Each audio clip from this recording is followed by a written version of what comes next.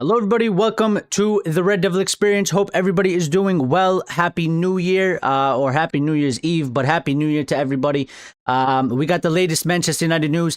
Nicky Butt has come out, slammed the ownership and the football club, and has made some interesting comments. We're going to talk about that. We got some of the latest transfer news updates, and also we're going to be talking about, obviously, the fallout from yesterday's result and performance. The talk obviously going back on top of Ruben Amorim and his job, and some of the shift focusing to INEOS as well, and a couple other topics. It is also, of course, the legendary Sir Alex Ferguson's birthday. He is, I believe, 86 years old today. So, happy birthday to Sir Alex Ferguson. Fantastic manager, of course, the best manager to ever exist. And just real quick, as a shout out for his birthday, 1,500 matches as a manager, 895 wins, 338 draws, 267 defeats, 13 Premier League titles, 10 Community Shields, 5 FA Cups, 4 League Cups, 4 Scottish Cups, 3 Scottish Leagues, 1 Scottish League Cup, 2 Champions League trophies, 2 UEFA Super Cups, 2-time Cup Winners' Cup, 1 Intercontinental Cup, and 1 Club World Cup. The best there will ever be. Happy birthday to Sir Alex Ferguson. There will never be another one. Never be another one. There will never be somebody else like him. So shout out to him and happy birthday to the legendary Sir Alex Ferguson. We wish you well, and we wish you a happy new year as well. But yes, please make sure you smash the like button. Get that done, people. It is a massive help to the channel. So smash that like button. Get the numbers up. It gets more Reds seen. It gets more Reds part of the community and involved in the channel, and it grows the channel very, very nicely. So if you want to support us, make sure you do that. And if you're new and you enjoy the content, subscribe. Hit the notification bell icon so you get the notifications of when we go live and you don't miss part of the show. We are on our way to 3,500. We're at 3,262. The counter is a bit off. It does update randomly when it decides it wants to update. But yes, we are trying to get to 3,500, so I hope everybody's doing well. Let's just get sort of into this. There's probably a couple other things, but I want to probably start off the show with this. So Nicky Butt has come out, and he's been speaking a lot recently. He's on the 442 platform. He is speaking. He does a podcast as well. Now he said some things that, like, he said a couple things previously I didn't agree with, but this one I definitely 100% agree with what he says. For the large majority of it, there's a discrepancy maybe on sort of the timeline for me, but Nicky Butt has come out. I think he's spot on with this, and he said, for me, it's fundamentally that the club is rotten from the bottom up at the minute. He said if he brought prime Sir Alex Ferguson back in, he wouldn't be able to turn it around straight away. It would still take time. If he put Pep Guardiola in there or Jurgen Klopp, it wouldn't work either. Ultimately, I think the players we're buying and the players that we're able to buy aren't at the level we used to have. So it's about accepting the fact that it's going to take 5 to 8 years in order to get the club back to anywhere near winning the Premier League. And he finished that quote by saying, it's been a shit show. And it definitely has been a shit show. And this has been literally my entire argument for all of time and will continue to be my argument, because it is the main problem this football club faces, and it is the major problem this football club faces. And this is why I don't give two craps about really the manager. The manager conversation to me is so irrelevant when you look at this aspect. And I think Nicky Butt is absolutely right. I think he's 100% speaking facts. I've been saying for time, doesn't matter what guy you bring in here, they're going to fail if the other part of the club isn't doing it right. Ruben is struggling. Every manager before him has struggled. Every manager before him has been unsuccessful, and he has been unsuccessful so far. And all indications, a lot of people might say, is that, he's heading somewhere towards the sack and that this will fail. And I think that's probably the easiest prediction you can make, because this football club has not been operating correctly for quite a long time. And the situation we find ourselves in is that we have been in a losing position, and we are trying to fight from a losing position. And the problem when fighting from a losing position is you can't really afford to make mistakes, but the proper process, when you go through it, there is always going to be mistakes. People don't want to go through this process. Okay, they don't want to accept this process that it takes. You know, this thing that we're going through right now, some of the performances are shit. Some of the performances are disgusting. Okay, what we witnessed yesterday was atrocious from all fronts, from the manager, from the players, all around, everybody together. It was absolutely disgraceful. But in a normal process, this is a little bit part of it. You're not going to make exceptional progress and go all the way up. You're going to have setbacks. The problem is these people don't accept this. They don't accept that we all, like Nicky Butt says, the fan base does not accept. They refuse to accept, maybe because they don't want it to be true. Maybe they're just, you know, living in some sort of fantasy land and they're not in the real world, but they don't want to accept that the players we're buying and the players that we're able to buy aren't at the level we used to have. We can't get them. We won't get them because we have to build it back a different way. We can't do what we used to do. We don't have the power that we used to have. It's gone. It's gone. It's been gone. And people need to fucking understand that this isn't coming back the way they think it can come back. Nobody's walking into this football club and bringing it back in 2 years. It's not going to happen. And we can talk about if INEOS is incompetent, if INEOS are the right people. That's a different part to this. You know, that's not the part. When I talk about this, I don't speak about it in a way that I'm saying that they are 100% the masters and they're going to get everything right and that they are the geniuses that are going to do it. I speak in the fact of what needs to happen and that they need to do it. Now, if they don't do it, it's on them and it's going to fail. So, you know, I'm not saying that these guys are going to be the answer. Certainly they've made a ton of mistakes. Certainly they've messed up a lot of shit. And certainly the period that we're in right now is not looking great. But also there is growing pains in a process, okay? And when you combine it with the other shit that we've done over the past 12 years, when you're throwing more shit into it, it's obviously going to look a lot more shit. It's a bit difficult to see how this is going to work out. But there's no really other way. There's no other way through this. There's no other way. There's only one way through this, and it's that you have to try and do as best as possible in terms of players that we recruit. We need to get as many good players as possible. They're still gonna fuck it up. Like, they're still gonna make mistakes. These guys aren't perfect, and any other people that come in, they're not going to be perfect either. They might be better, maybe, but we don't even know, because who would these so-called people be that would come into this football club and do what people are expecting them to do? So, I've been saying for time, these managers that people keep... people want to tell me Glasner and Areola. I had somebody the other day talking to me about Unai Emery would come in and make it look different. Would he really? Would he not fail as well? How much of a difference is it? Because ultimately, everybody wants us to win the Premier League. Everyone wants us to be back up there. And if you don't do it within 2-3 years, your job is done. You're considered a failure. You get sacked. You lose your job. And we start the whole process over again. Okay, and one of the big problems that I have in this conversation is these people that 100% believe and say that they don't trust INEOS. They think INEOS is incompetent. They think INEOS is really bad at their job. Okay, very good. Fine. But making the argument to sack the manager today, I don't understand where you want the club to go in the direction. If these guys are incompetent, if these guys are bad at their job, how can you trust the process of sacking this manager and them going and getting a new manager and it turning around. Because that's why people are saying sack this guy.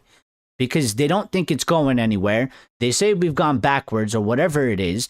And they're saying that if you sack him and you go and get somebody else, it will be better by default. But that argument doesn't make sense when they also say that INEOS are bad at their job and these people are incompetent. They don't know how to run a football club.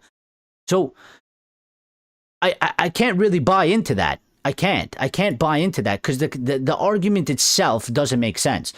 Andresito says, I agree, it's bad, top down. And that's what I'm saying. I would say it's top down. Like, Nicky Butt said bottom up. But I think that's, I mean, I kind of get it. But to me, yes, like the players, then the manager, and then up. But really, I mean, these guys are at the top making the decision and they affect everything. So it would have to be from top down. Essentially, because the people at the top, they're the ones that are bringing the players in. And if the players are bad, well, it really goes on them. If they're bringing the manager in, if the manager is bad or the manager doesn't work out, like, yeah, the manager is bad. That's a problem from the bottom. But ultimately, they bring him in. They made this decision. So it goes back to them. So it always goes back to the top.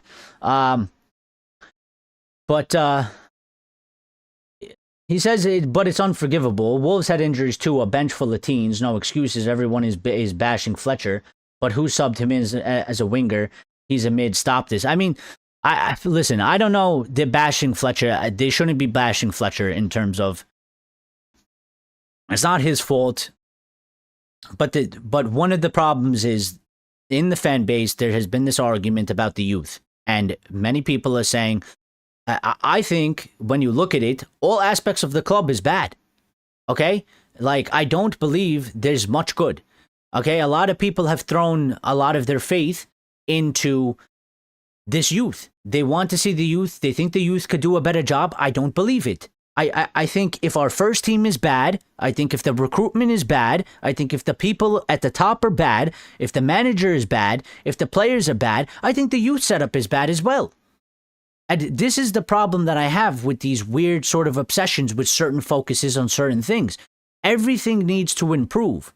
Everything needs to improve. The only way it's going to improve is it's going to take a lot of time. These guys might not be able to do it, but we still got to go through the process to see if they're going to do it or not. We don't even have actually another choice because really, I mean, they ain't fucking going anywhere until they decide that they want to go somewhere. And maybe the fans could put pressure on them. Maybe. But I'm a little bit disheartened by that because, I don't know, we put pressure on the Glazers for about 15, 20 years. They're still here. And they're still doing things. So it's not like we won in that aspect. So maybe you could pressure them into doing some things. Maybe it works. But also, when I look at INEOS, I don't really think they care too much about pressure from people. I think they're going to choose to do what they want to do anyway. So, Andresito says, I love Emery, don't want him at United. He is not a yes man. That's what United want, a bunch of yes managers.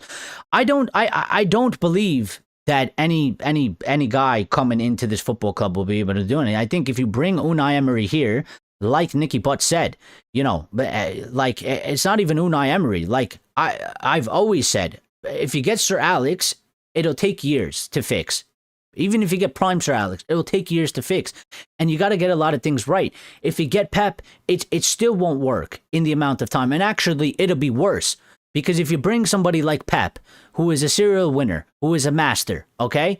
What's going to happen is people are going to shorten the time that it's going to take. And the time it's going to take goes beyond the fucking manager. Like, I don't understand how people in the fan base don't understand this concept. The manager can only do so much with certain things. If the rest of the football club is broken, he ain't going to succeed. So whether you bring me Emery or you bring somebody else, it doesn't matter. These guys are going to have to take multiple years. But what happens is, if you bring somebody like Pep, who is a winner, everybody goes, well, it should be done now, almost immediately. So actually, we're actually in the most fucked situation. And, you know, it is a shit show. Like, it is an absolute shit show at this football club. It's been a shit show. You know, it has been a shit show. Since Sir Alex Ferguson walked out of this door and the Glazers ripped everything up that he ever did, and they went full commercial on the club and they ignored the football and drained it of cash and drained it of life, it has been an absolute shit show.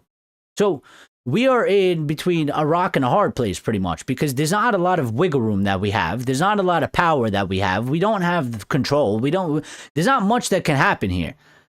The only thing that can really happen is a little bit of, I guess, prayer and hope that these guys manage to figure out how to do something good and something good comes out of this. But, it hasn't gone well. They messed up with Ten Hag in terms of when they made the decision to sack him. They sacked him in the season. The bringing of Ruben in at the time that they bring him, I think they've monumentally fucked over Ruben in that case, because he didn't want to come at that time, and I think it was a bad time. And the club, the team wasn't performing well in that time either, and they made a massive change that you don't make that change in the middle of that season, okay? You don't do it. And the same thing goes for right now as well, all right? This is why I keep saying it doesn't make sense to sack him now. All right, where we are, I know some of the results are bad. I know some of the performances are bad, but we're in the middle of a season. He should get the rest of the season to see it through. And if he succeeds, he succeeds. If he fails, he fails. And then we deal with it when the season is over. Because right now, you're going to sack this guy. Who are we bringing in? And it's not going to matter a whole lot, because we still need to go to another transfer window. We still need to get better players in, okay? And we can't do that. We have a month in January. They got to go and get somebody right now for the team that Ruben can use. It's not for Ruben. It can't be specifically for Ruben. It has to be for the football club.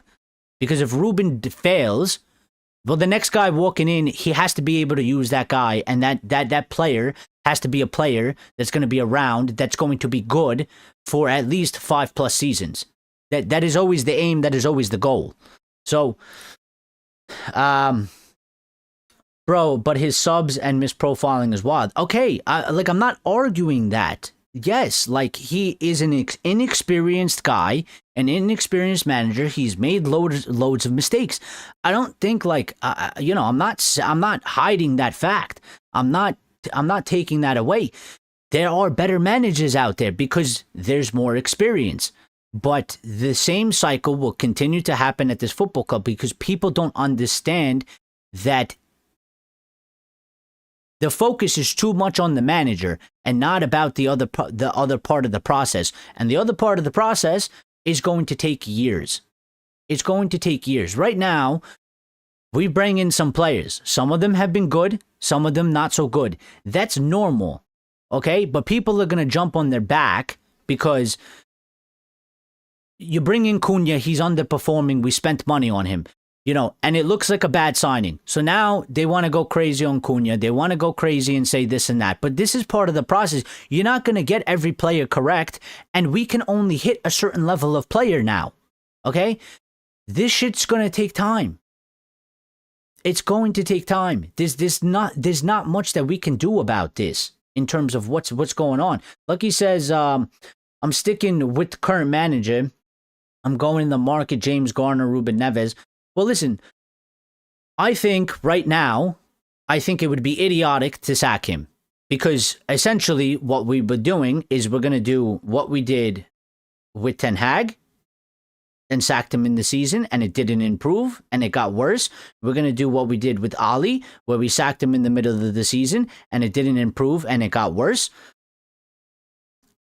And the manager options right now are not great. Okay, so if people are unhappy with Ruben, if people are unhappy with this inexperienced, because like Andresito says, his subs, misprofiling, this and that's from a lack of experience, okay? He's a manager of 6 years. Unai Emery is a manager of 20 years. He's obviously quite clearly better at that, so some things will improve, yes, but it can only go to a certain level. Then the next rest of the steps is going to take a few years because this football club can only operate in that manner.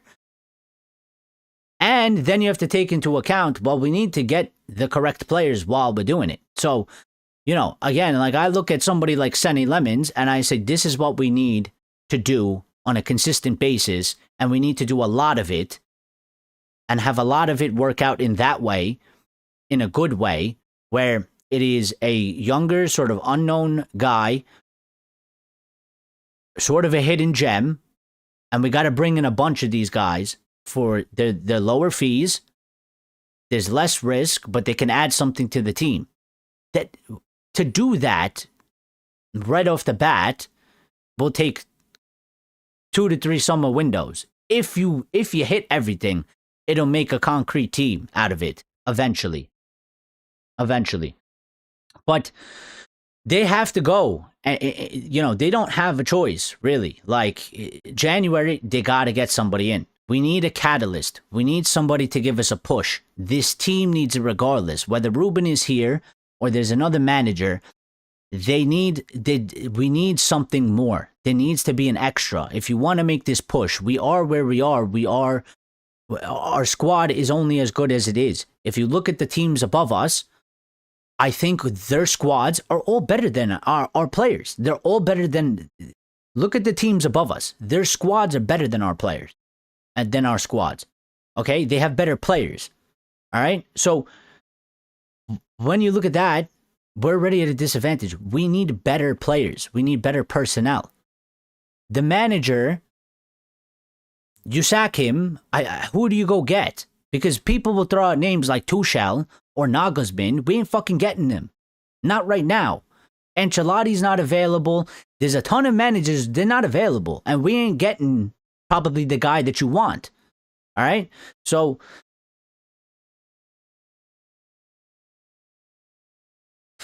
that's on the coach. We need accountability. Bro, there is accountability for the manager. He is getting absolutely destroyed for some of the decisions he makes. And he should, because he's making mistakes.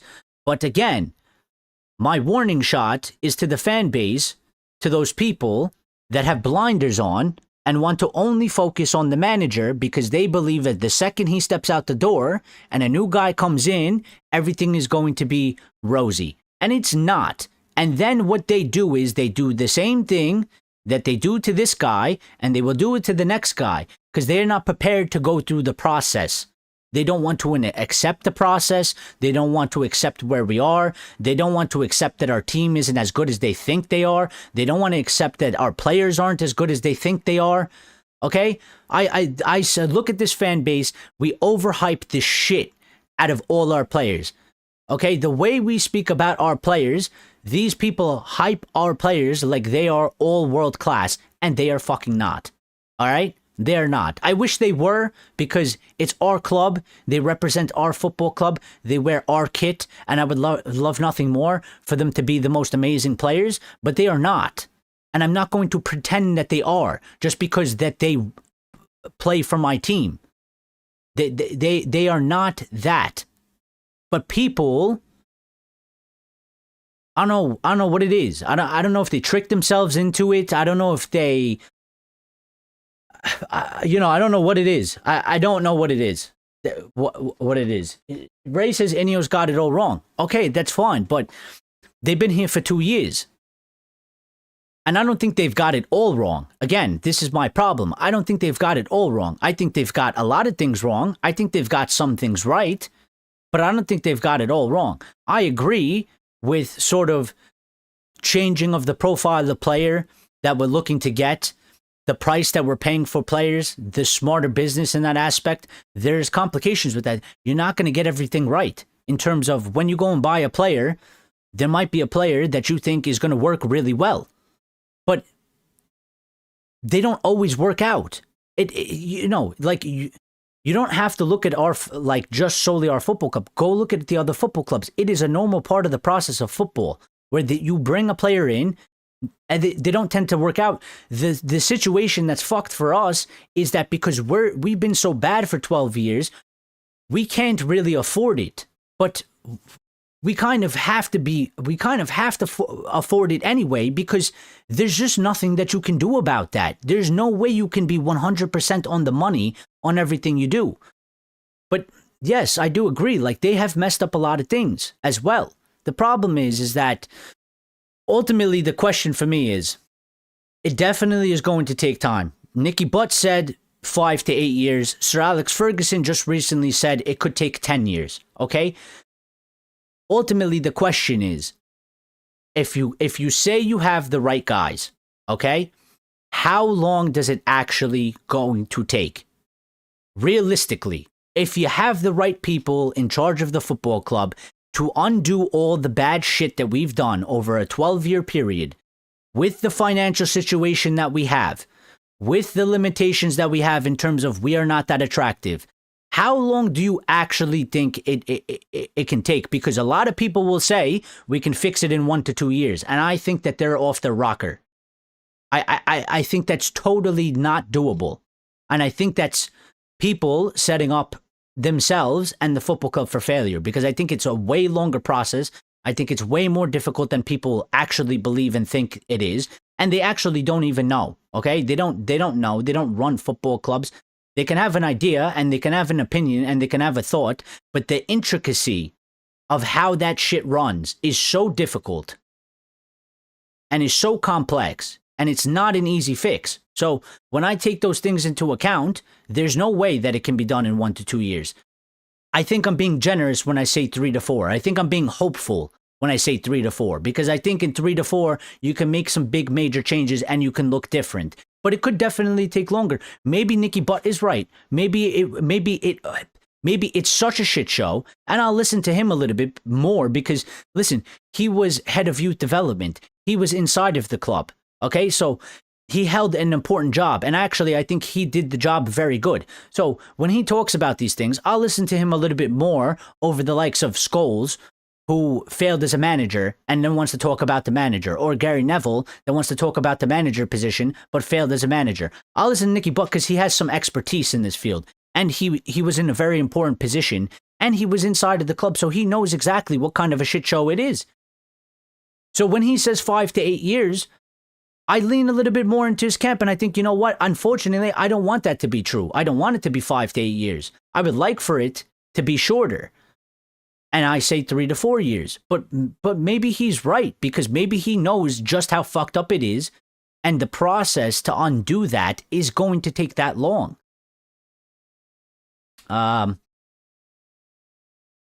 Andresito says, but look at the 10s below us. We lose and tie to them. How? Because we don't have a good squad, and the manager is inexperienced, and he's making a ton of mistakes. That's how. To me, I think it's quite simple. You have a manager that's inexperienced. He makes a lot of mistakes. He's getting the wrong calls because of that inexperience, and the squad isn't good. Like, I'm sorry. Listen, yesterday, I think the setup was wrong, okay? The setup was obviously wrong in the way he set up the team and the way he went about the game, yes? But at the same time, there is no reason, just because the setup is bad, that doesn't mean that every single player on our pitch, how can you be outmuscled, outran, outworked, beaten for every fucking ball? How can you allow the bottom place Wolves, from an individual 1v1 player in each position, how can every player on Wolves outbeat every single player we had on our team? Okay, so there is a problem with the players as well. It's, you know, he fucked up the setup, but the players went out there on that pitch and they didn't bring the intensity. They didn't make good decisions on the pitch, and they have a major impact because they're playing the game. The ball is in their feet. They have a major impact on what happens on the pitch. The manager is part of that because he's helping them set up. He's part of the process. But I don't accept this narrative of when it goes bad, let's just forget all the fucking players because some of us think they're amazing and that this manager is destroying them, and it's all his fault. We've done this 120 times already. It's nonsense. It is both. It is both them, him, and everybody else and everything else in this football club. Noah Theodoros says, big up Eric, legend, big up yourself. How you doing, buddy? Andresito says, also, Happy New Year to everyone here. There's life outside of United. Well, yes, Happy New Year to everybody. Hope everybody is doing well. Listen, I know I'm in a bit of a rant, but you know, it's been eating me up a little bit, and I think everybody sort of feels the same. Listen, at the end of the day, whatever we disagree on, whatever it is, we just want United to be good again. You know, we're all fans of the same club. We all have you know, a certain love for this football club. We want the football club to be great, okay? It's just about the differences, I guess, in opinions about how we're going about it and stuff like that. But there's just certain things that at this football club that, like, some of the perspectives, I'm just like, I'm tired of having the same conversations. I'm tired of people using the situation at the football club to better themselves in terms of getting more clicks and more attention and growing themselves, okay? I'm here being an honest, genuine fan, trying to have a discussion about the football club that I like. I'm not here screaming at the camera to make clips so that I can share it on fucking TikTok or something so that I can grow myself, okay? Because a lot of them, this is what they're doing. And I'm sick and tired of it because they don't care too much, all right? They don't care too much. I'm being honest and genuine. They don't give a shit. They want the turmoil to keep going. These guys are waiting for managers to come in so that they can do this rage bait clip bullshit, okay? They're not serious. They don't have a serious opinion. They don't... They just want the negativity. These guys wait, okay? They wait for this shit to happen. They wait because they know. Deep down, they know, and they won't say it. They refuse to talk about it because it flies in the face of everything else they talk about. They know the club as a whole in all the aspects is bad. What they do is we get a new manager. They get behind him. They start being positive. They start saying, oh, I like this system. I like this formation. I like how this guy plays football. And they know within a certain amount of time, whether it's 6 months, a year and a half, 2 years, they know it's going to go bad. And when it goes bad, that's when they come out and they start making all the negative content and they start going really hard on the manager till he gets sacked. And then what happens is there's a lot of hype. Okay? There's a lot of hype because when a manager from Manchester United gets sacked, it's major news. Okay, I've been doing this for a short time, but I can tell you, when we sacked Erik ten Hag, I was getting way more views. Okay, because there was so much interest, there was such big news. When we hired Ruben Amorim, I was getting way more views. There was a lot more hype. There was a lot more excitement. There was positivity, and you know there was so much more interest. Okay, so when these things happen, this is what they're doing. A lot of them are doing this. And what happens is the fan base is getting diluted. We're not focusing on the actual issues. People are getting lost. People are getting stuck in focusing on just one thing. And this cycle continues to repeat. And it's never going to end until people start getting out of that little hole of a conversation and start talking about the things across the board. On a more even, fair thing.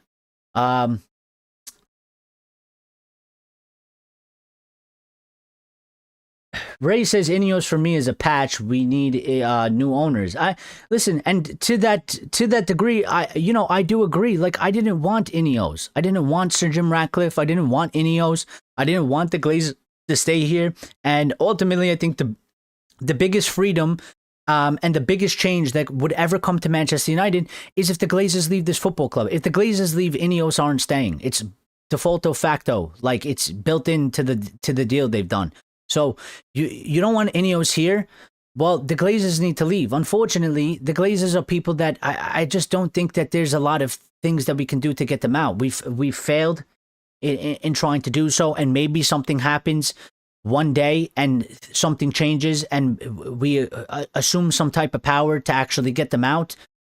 But yes, I think, you know, in the ultimate grand scheme of things, if we got brand new, fresh owners, that would be the ultimate revitalization of the football club. It would be the ultimate thing that would change everything. But we don't have that situation right now, and it doesn't look like we're going to get it. You know, there's nothing that tells me, even if all the fans start turning on INEOS, I don't I don't really believe that that means the Glazers are finished. I don't trust the Glazers. They're greedy, sneaky people. They know tons of loopholes. And I think these people will never relinquish this football club until they decide to do it. And I think they will exhaust every possible avenue to stay here to make as much money as possible. They're getting a new stadium built for them. Okay?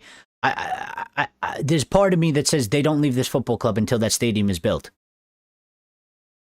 Because that's a lot of money.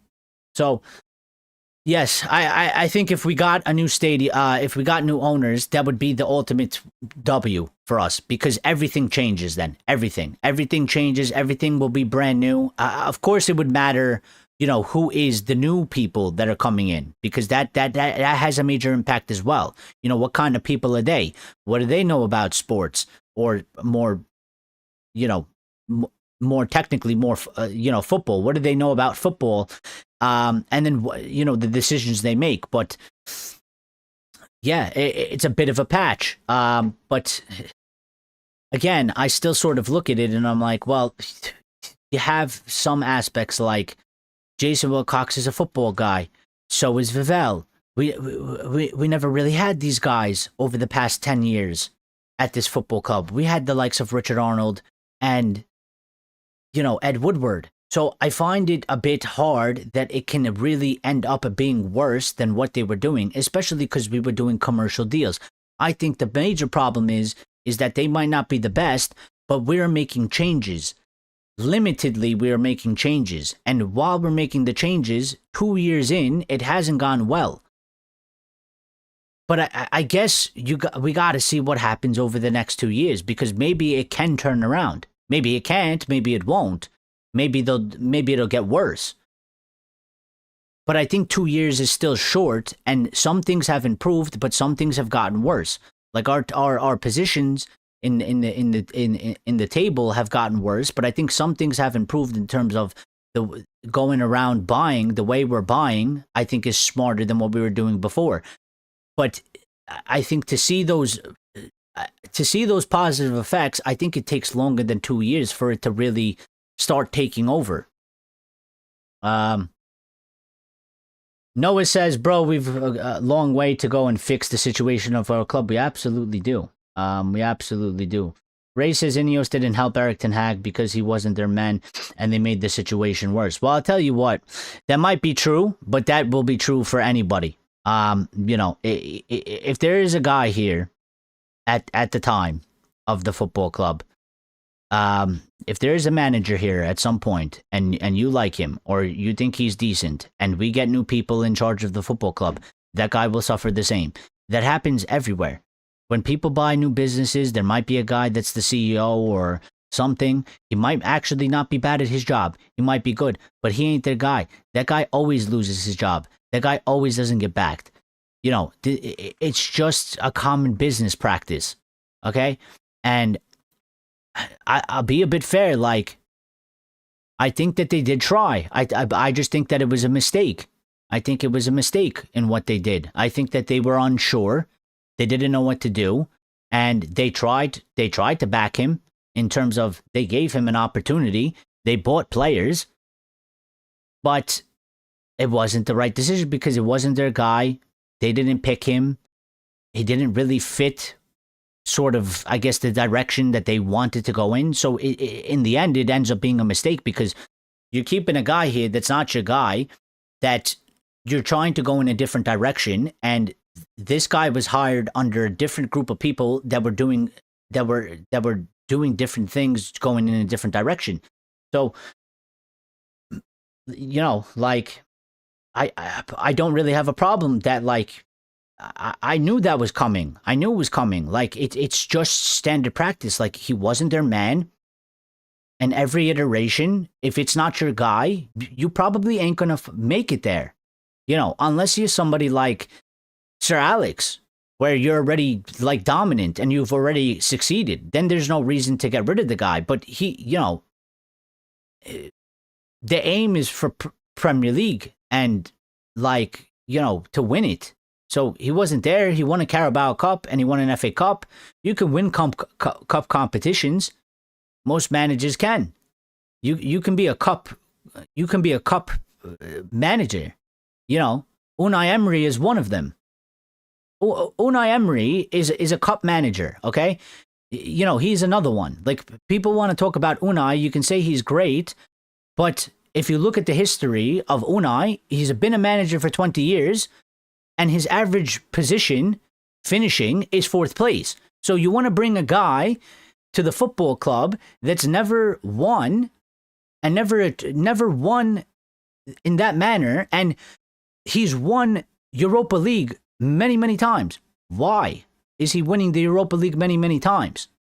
Why has he not won the Champions League? Why has he been in the Europa League so much? Because that is the level of the manager he is. So you're going to bring this guy in here, and then everybody's going to tell me that they expect him to somehow do a job to go and win the Premier League. He's never done it before. He's never done it before. The only difference is this guy has 20 years experience. Ruben has 6. His story isn't written yet. You don't know what kind of manager he could be. He can end up being a serial winner. He could be somebody that amounts to nothing. That's the only difference. With Unai, I know what he is. He's a guy that generally finishes in the position of 4th. He doesn't win titles. And his massive achievements is winning the Europa League. But you're going to bring him to my football club and you're going to tell me that you expect him to win the Premier League. He's going to fail. He doesn't do those things. You know, then people start looking at other managers and they start saying, well, Eddie Howe or Glasner, you know, what have those guys done? They'll only bring us to a certain level. You know, it's one thing to manage Crystal Palace. It's one thing to manage Newcastle. So this is why I say, like, they tell me to sack this guy, but I'm like, it's not going to be really any better with these other guys. The only way it'll be better is if you start telling me something about somebody that's won. You know, somebody, first of all, that's won. I think that would be the major difference. Somebody that's actually achieved. And then the fan base has to actually put that aside for a little bit and say, it's still going to take 3-4 years, even though this guy has won. It's still going to take more time than it would normally would. Okay, you bring in somebody like a winner and you're in a normal situation. If you bring in a Carlo Ancelotti, you say 2 years we should be there in a normal situation. You bring in Carlo Ancelotti now, he still probably needs 3 to 4 years because the rest of the football club needs to sort itself out, and we need to get things, you know, in proper order. Noah says this is on the ownership. They haven't done a good at transfer window. A decision for not sacking the manager. I'm sick of tired of them. Amorim out, Glazes out, and INEOS out. I missed the chat. Noah says some of our dead players like Ugarte, Onana, Sesko, Xerxes, etc. Yeah, I mean that's part of it. I mean, listen. Ugarte doesn't look like he was a good buy. Xerxes doesn't look like he fits for what we're trying to do in terms of, I don't see how he necessarily fits the best. There's Sesko, who we got to see what's going to come out of him. Cunha hasn't done well. So, these, again, they're going to do things. They're doing things differently. I've always said it doesn't mean that it's going to work, but I'd rather try and do something differently and fail and then be like, okay, well, at least we went down the route. We gave it time. We went through it and it failed. Instead of trying to do the same shit that we've been doing over and over again, which we know fails anyway and has failed and will fail again. So I'm trying to let the club go through a process of going in a different direction. It's ugly. It's not pretty. It sucks a lot of the times, but I think that's the only route that we have. It's the only chance that we have. Otherwise, we don't got nothing. And that's it. It's over. In my opinion, there's only one route. We got it. These guys, I hope that they start getting better, more shit right. I hope they start making better calls. I hope the players that they bring in actually work. I don't know if they will. There's big ifs, ands, and buts. I understand that. And there's large concerns. I get that. But what other choice do we got? We got to see it play out. Because maybe it does work.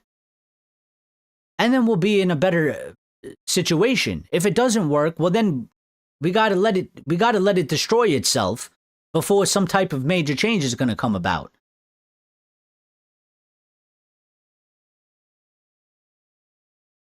Eric, I agree with you about the owners. Facts. Richard says, yes, yeah, so I want to go back and reflect on some of what you said last night. Go ahead, my friend. Lyle is here, says, hey, Eric and all you Reds, it's been a long minute. How you doing, buddy? It has been. I hope you're doing good. I hope everybody is doing good. Richard says, so your response last night when someone asked you, when do you blame Amorim and not the players? You said, well, if Amorim is not back, then probably never. That then, Eric, should apply to Ali. Well, I'll sort of rephrase, okay? I think we have to balance it. Like, he has to get blamed for the bad decisions he makes. He is the manager. He makes bad calls. And, you know, he has a hand in sort of, like yesterday, he had a big hand into why we didn't get the result, okay? But at the same time, the players also had a hand. Because, again, I will say, like, the setup might have been bad, but there is no excuse why every player on that pitch lost their individual battles 1v1. There's no reason why, even if he, you know, the fact that maybe he shouldn't have put Dorgu where he put Dorgu, and he put Dorgu on, he should have put Dorgu on the right-hand side, and maybe he shouldn't have started Xerxes, and he should have played this, or he shouldn't have taken Xerxes off. Those are his decisions. Those are his things that he gets blamed for. But at the same time, the players on the pitch, there should be no reason why I'm watching Cunha pick up the ball and dribble into 18 players for 90 minutes straight. There shouldn't be a reason why I'm watching Dorgu do the same thing and picking up the ball and driving into 7 players. There shouldn't be a reason why a bunch of our players are getting thrown to the ground like little children and they're getting out-muscled by Wolves players all over the pitch. There shouldn't be a reason, what shouldn't be happening from the players when you're on the pitch is 10 to 15 minutes in the match. If your teammate's in front of you with the ball and your back is to the opposition and the ball comes into your feet and you have 2 guys on top of you attacking you, trying to win the ball back, and you're losing the ball, and that happens to you 3 or 4 times within the first 10 to 15 minutes, you as a player should know, as a professional player, as an adult, you're not, these aren't children, you're not 8 years old. As an adult, you should know the next time the ball is coming to you, there is going to be 2 guys on your ass. So you should not take long, you should be quicker, you should make the decision quicker, and you should move the ball quicker. They don't do these things. So he's getting things wrong, and he's not getting certain calls right, which is backfiring against us. The players are also not doing or carrying any responsibility for themselves. They go into matches a lot of the times and they need their hand held. Okay? And the problem that I have is too many people just say Ruben bad and it's all his fault. And they blame him for all of that stuff. And they don't look at the players. And I think that's totally wrong.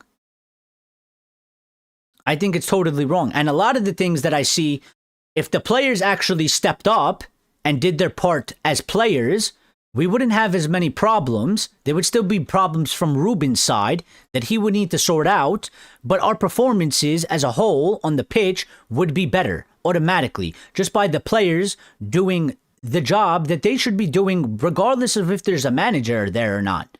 You know, if there's no manager on the sideline, I still expect the players that, for the quality they're supposed to have, they should be going on the pitch with no manager. They should be able to outfight a bunch of those Wolves players. They should be able to outplay them. They should be able to make calls on the pitch in terms of when you have the ball. Let me not dribble into 17 defenders. Let me move the ball to my teammate. They don't do these things. So when I look at it, I'm like, the players don't get the responsibility. These guys they are too much of babies. Like, they need their hand held. They need to be, like, walked through too many things. Okay, we can't have that if we're going to be successful. There's got to be leaders on the pitch, which then goes all the way back to the recruitment. Because we're clearly not getting certain types of players. We're not recruiting well. We haven't recruited well. even prior to INEOS. So you want to go at INEOS, well, that's fine. But also, we still have another 10 years of problems that has led us to this position as well. We hype players, then we'll buy them, and then they turn into shit, says Ray. Well, I don't know if they turn into shit. I think if that basis is true, Ray, I would argue that we hype them, they're not that good, and they come to play for us, and playing for us is different than playing, like, we talked about this, so there was hopes for people like Cunha and stuff like that, but we've talked about this many times. Playing for Wolves is one thing. You come play for United, it's a totally different thing. You can look really good at Wolves in the Premier League. You step into United, it's a different story. You might not be you might not be good enough to handle this situation, this pressure, the expectations, the demand. So I don't know if it's necessarily they turn to shit. They just might not be good enough to start with in the beginning. So we've acquired the wrong player because that player isn't going to work here, is what I would say. That's what I would say about that. And then in our eyes, it's like, well, you look at it and you say, well, look how good they were doing at Wolves. Look how good he was doing in the Prem. He comes to us and now he's turned to shit. And it's like, I don't think he's necessarily turned to shit. It's not like he's lost all abilities. It's just that the responsibility and the pressure to be able to do it at Wolves is totally different. There's totally different demands for these teams. There's totally different pressures. There's totally different expectations. So you can be the superstar at Wolves, but you come to United, it might eat you alive. And I think that's what happens a lot.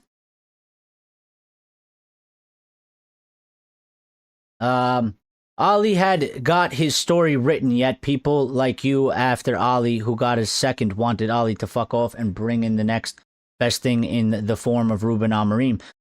No, I think everybody has lost their job the way they done. I think the one thing about Ali Gunnar Solskjaer that I will say is that I think I wouldn't say that he didn't get backed. I think that the process that they went through, I think they fucked him over because, again, the recruitment was bad and we operated bad, and they bring him in players that he didn't know what to do with or didn't know how to use. So, and maybe that was true for that time, Richard. Maybe that's true, but times have changed and I have changed, and that's why I don't do. If I did that under Ali, I don't do it anymore. And I'm not going to do it anymore. If Ruben loses his job, I ain't going to do it to the next guy.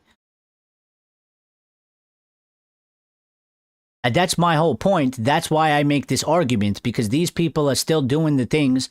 I did it specifically to Mourinho.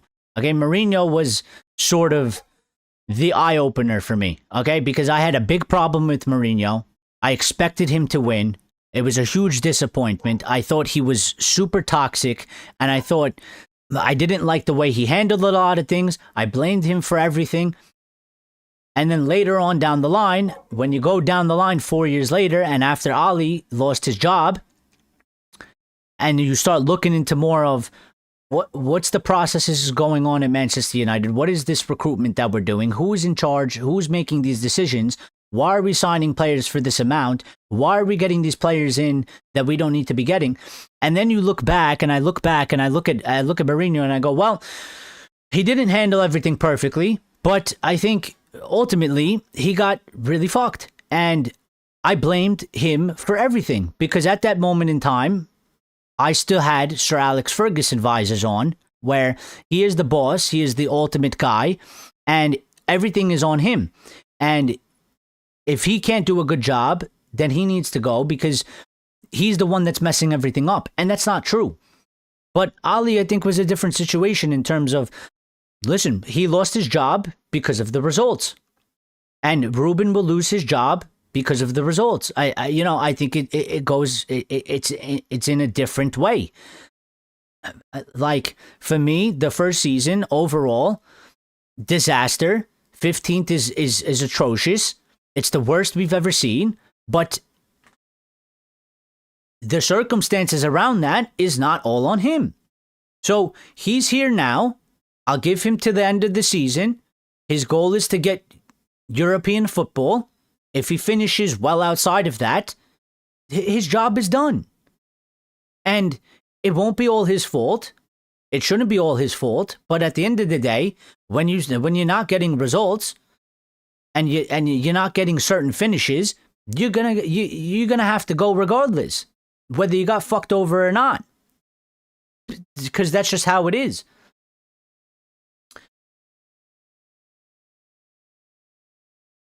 I think, honestly, like, listen, at that moment in time when we were there, because it's all good to say in hindsight and look back, but at that moment in time, Ali did decline. He went backwards. I think he went backwards because they bring in Ronaldo and they bought Sancho, and he wasn't asking for these players. They got him Diallo. He didn't know what to do. So it goes back to the recruitment and the football club. We don't even have that same setup anymore. We have a different setup, and things are different now. And it's a totally different idea. It's a different thinking. It's a different direction. Doesn't mean it's going to be better. Doesn't mean it's good. Doesn't mean it's doing better now than it was, but it's different. Things are different. Circumstances have changed. I'm not looking at Ole Gunnar Solskjaer and saying, well, we shouldn't have done that to him, and now I can't do it for Ruben. The circumstances are all different. They're all different. Lucky says the players got to look at themselves in the mirror. Well, yes, there is some transfer news as well. Can we do a phone in? How do you get the Discord thing? Because before I get to Leeds, I would like to put you straight on a few things. Ronaldo was bought by the club, not Ali. Yes, that's what I'm saying. So I think Ali got screwed over in terms of the football club bought a bunch of players that didn't really fit for what he was building, and that messed him up, which led to really bad results, and he went backwards, and he lost all momentum, and he lost positioning in the league, and when that happens, you lose your job. But, once you hit that point, we can't keep you. You can't stay. It might not be all your fault, but you can't stay. The same thing will be for Ruben. Like my argument to that will be, if INEOS don't go and buy people in January, and they don't make the player, if you don't get a better player to improve the squad, if you don't get us a catalyst to help us for the rest of the season, like every other football club is going to do, I don't think Ruben will get European football. And I think the chance of it happening will be even less than what it is right now. It'll be even further away. And the finish will probably be even worse than what you could probably look at right now and say, okay, and when that happens, he will lose his job. Is it all his fault? No. He has blame because he'll make mistakes and he won't get the finish. But then it's also on the football club because they're not gonna get him a player. When we need a player, when the squad needs a player, he's part of the squad. Him, the team, the players, they need extra help. So if they don't get him, that guy, well, when we don't finish in Europe, he will lose his job. He will get sacked. Is it his fault that the team isn't good enough and some of the players aren't good enough and that the team could have used better players and we didn't get the players? No. Because that's not his job. His job is not to go buy players. His job is to manage the team. So Ali was his fault to change the style of his game. He changed the style of his game because the results were going backwards on him. Listen, he built a certain thing, right? When they started bringing in these players, they didn't fit to what he was building.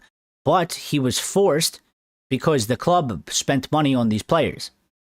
But you have to remember, at that time, it was different. Okay? It was different. The players we were buying was commercialized. Ronaldo was a love story to sell kits and major press. Okay? Ronaldo didn't fit what Ali was trying to do. It didn't fit his team. It didn't fit the dynamic. Even Jadon Sancho, spending that much money, spending 2 years to get him, you could have went and got a different player. You could have got somebody that fit the the dynamic of Ali's team better than Jadon Sancho. They didn't do it because they wanted Sancho because he had a big social media presence. We're not doing that right now. That part is gone. We're doing something totally different. Doesn't mean that it's, I'm not making the argument that now it's way better. But what I'm saying is that way of operating isn't happening. He suffered because of that, but he still didn't get the results. He changed his way. And ultimately, when you change your way, and I think he was forced into it, you will lose. And he lost. And so he had to get sacked. And the same thing will happen for Ruben. And the same thing will happen for every other manager that comes to this football club.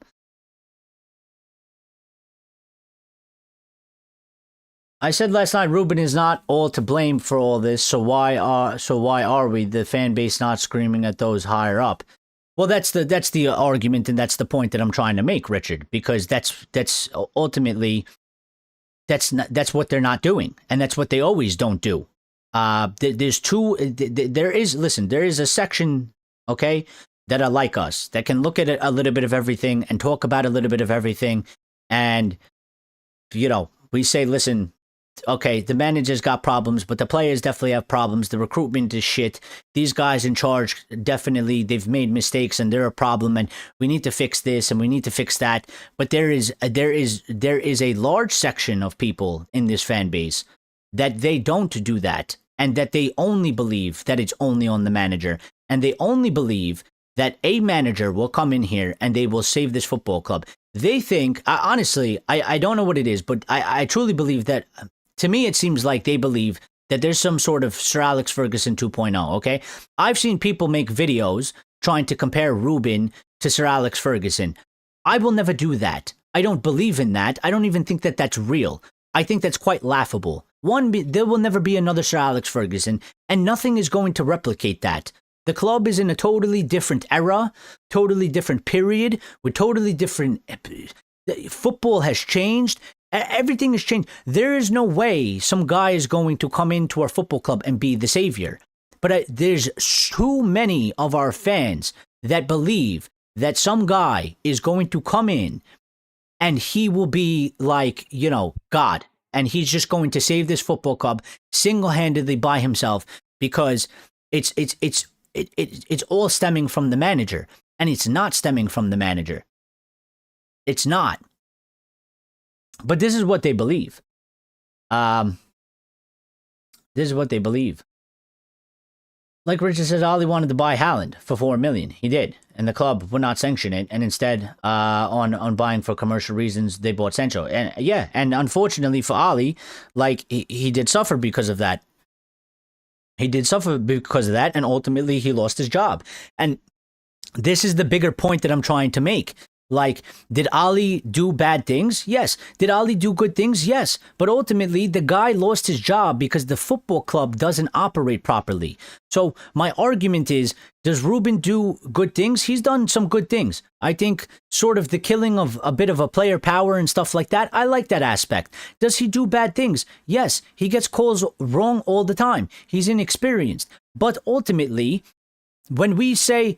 it's all on him, let's sack him, we get somebody else, and things will turn around. The same thing is going to happen again when we're not getting the correct players, when we're still doing bad player recruitment. We're not doing commercial signings, but you can still be bad at signing players. It's a different direction. We're not doing Harry Maguire for 80 million. We're not doing Sancho for 80 million. We're not doing Anthony for 80 million. The fees are better. It looks a little bit better, but you can still go and purchase the wrong player. You can still purchase players that aren't going to succeed here. And ultimately, then the manager will fail, because now he has players that aren't going to succeed with him or help him try and succeed or help him build something. And ultimately, when the results go wrong, or we finish in a position at the end of the season and it's not European football, and he has to lose his job because that's just right or wrong, whether it's all his fault or not all his fault, and he got fucked, he still has to lose his job. And then we keep going around in the same circle over and over again. So, yeah, like, that was part of the problem, 100%. Unfortunately for Ali, he got fucked over by that. But I think that's true for Mourinho. I think it's true for Van Gaal. I think it's true for Eric Ten Hag as well. Well, actually, I can't say Eric Ten Hag because Eric Ten Hag had full power, okay?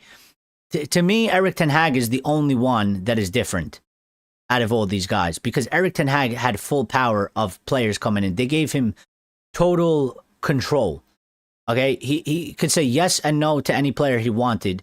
And if the club tried to do what they did to Ole Gunnar Solskjaer, like Richard is explaining to us, then he would just be like, no. So he had total full control.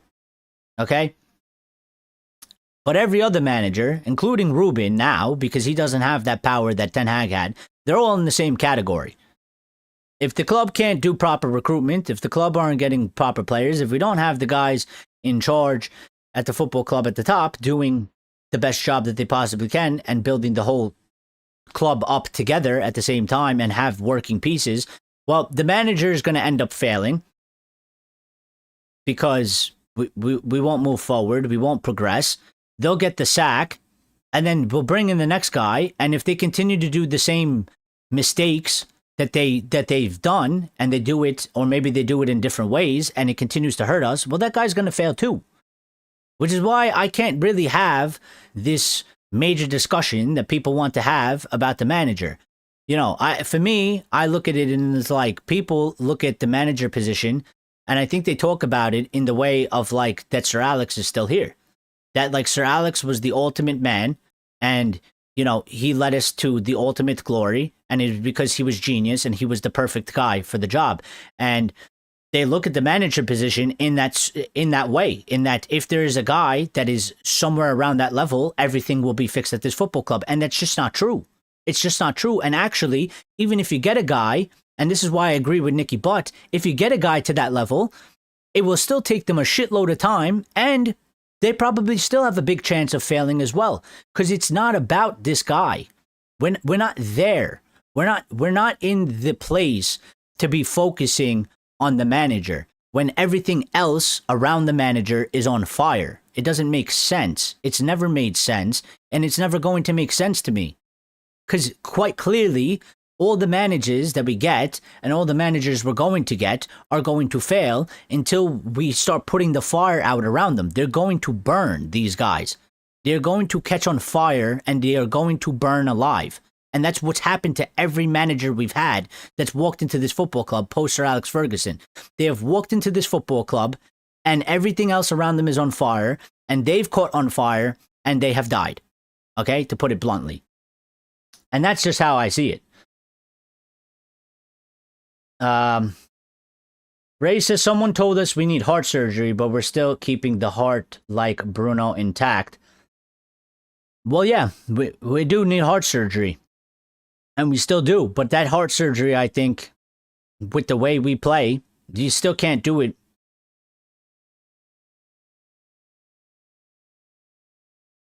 Part of the problem with the heart surgery, okay, is when with the deals that we did, and this is one of the problems that we have because of all the bad stuff that happened in the past that they did, stupid, dumb deals. When you have a player like Marcus Rashford, who is no longer part of this football club in terms of, he's a guy, like you might say Bruno, but Rashford was another one, okay? When you have somebody like that, and he's on $300,000 a week, and we can't sell him, because nobody's going to pay that wage, and we're stuck with him. How do you do the open heart surgery? We literally physically can't do it in the amount of time, in the way that is needed to change things as quickly as possible. This is the problem. Like, you have somebody like Casemiro on that amount of wages. They were looking to sell him for the past 2 seasons. We can't sell him because nobody wants to buy him and pay him that wage. So we're stuck with things that we might be trying to move away from, and we can't even do it. In the meantime, we're now suffering more because we need new things. We need open heart surgery. We're falling further behind We're getting less money. We're falling out of, listen, when Van Gaal was here, or, after Fergie, we were a team that was like, basically like, we're finishing top 4, but we're not fighting for the league, but we're in Champions League. Now we've fallen all the way to a place of, not only are we not going in and out of Champions League, now we're at the part where we're going in and out of the Europa League. So this is what I'm trying to say. Like, some things might have gone backwards, sure, and maybe you want to say it's gone backwards on the manager, but it's gone backwards in general. And to build back up, I'm sorry, but if we were a team going in and out of Champions League, and now we're a team going in and out of Europa League, you think somebody's going to come in here and return us to the top in 2 years? It's not going to happen. We're not in the same place. We're not the same team. We're not the same club. We're so far away from that. So now we have to go through a process to build it back up step by step. But some people don't want to accept this. Some people demand Champions League automatically. Okay, I get this standards, but you also have to be realistic in that you want to jump from a really low tier position straight to the top, and it doesn't work like that. In like literally any aspect of life, it doesn't work like that. If you want to be, I don't know, like an amazing guitarist, and you suck at the guitar, well, you're not going to go from sucking at the guitar to being an amazing guitarist in a fucking year. It's going to take you a while, isn't it? There's people better than you. There's people ahead of you. There's people that know more than you. There's people that are, operating better than you. It's going to take a while. So there's a lot of, this is why it's intricate. It's very complex. And unfortunately, we shouldn't be having to do this because this isn't our job. We're fans. Our job is to support the club. Our job is to show up, cheer the players,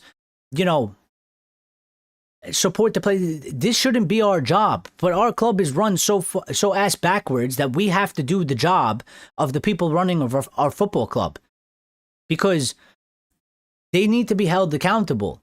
But while we're all distracted, arguing amongst each other over the fucking manager and, Kobe Mainu or a player should be playing or not playing, and nobody wants to talk about these guys, nobody wants to put the pressure on these guys, and we're all divided, well then we're just going to keep continuing to run around in circles.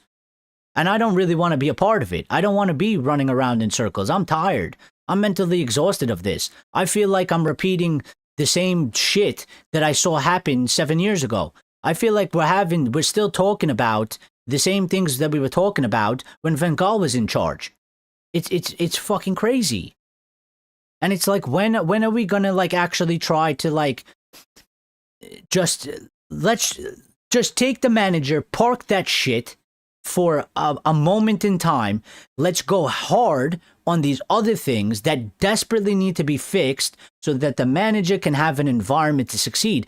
And when we actually get the change that we need in those areas, and those things are actually good, and the fans put enough pressure, constant pressure on that, where these things actually do change, then we can all go back to arguing over the manager and a bunch of the players individually. Like these conversations, some of these conversations, I used to have them when Sir Alex was here. I'd get mad at Sir Alex. Oh, why'd he pick that fucking player? I wanted him to play that player. He shouldn't play that player. That player sucks. We still have these conversations now. The problem is everything else around us is on fire. At that time, there was no fire. So we had the luxury of making a fire ourselves. It didn't help. It didn't hurt. It wasn't going to destroy us. Everything else around us was good. Everything else around us is on fire right now, and we're lighting more shit on fire, and then we're focusing on the small fire instead of the big fire that's all around us, burning everything to the ground.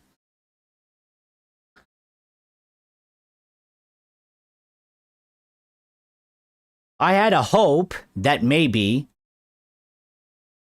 I don't believe in Sir Jim Ratcliffe, but I was like, listen, you hire somebody like Will Cox, he definitely knows football more than a banker like Ed Woodward or Richard Arnold.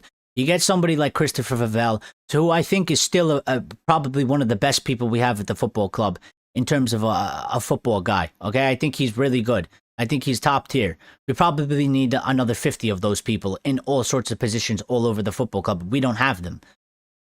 But I'm like, all right, I don't really necessarily trust Sir Jim. I don't think he knows much. I don't think he's that different than the Glazers in a certain aspect. He's a business billionaire guy. I don't think he really knows the sport, but I look at Wilcox and I say, well, he's had a job here. You know, he did it for a while. He's done this thing. He's probably not going to get everything right. There's just no way. Nobody is. But I was like, he's got to be better than what we were doing. Vivell is somebody that we've never had at this football club the whole time, since probably like somebody like David Gill and whoever else was working under them. It's got to be better. There's no way that it can't. But I guess my mistake is saying that it can't, because I guess everything could always happen. You know what I mean? Like, it's like investing in, you know, a stock or something, and you say there's no way it could go lower. Well, it could always technically go lower. It just seems really improbable, doesn't it? And to me, it was really improbable that, you know, how can it be worse? If you're telling me we're getting a football guy that has experience, how can it be worse than Ed Woodward? How can it be worse than Richard Arnold? How can it be worse than John Murtaugh? It seems almost basically impossible that it could be worse, because those guys aren't even football guys. We have football guys now. We have Vivell has massive experience, worked for Red Bull Group. He's a guy that you would want at the football club regardless of who's here.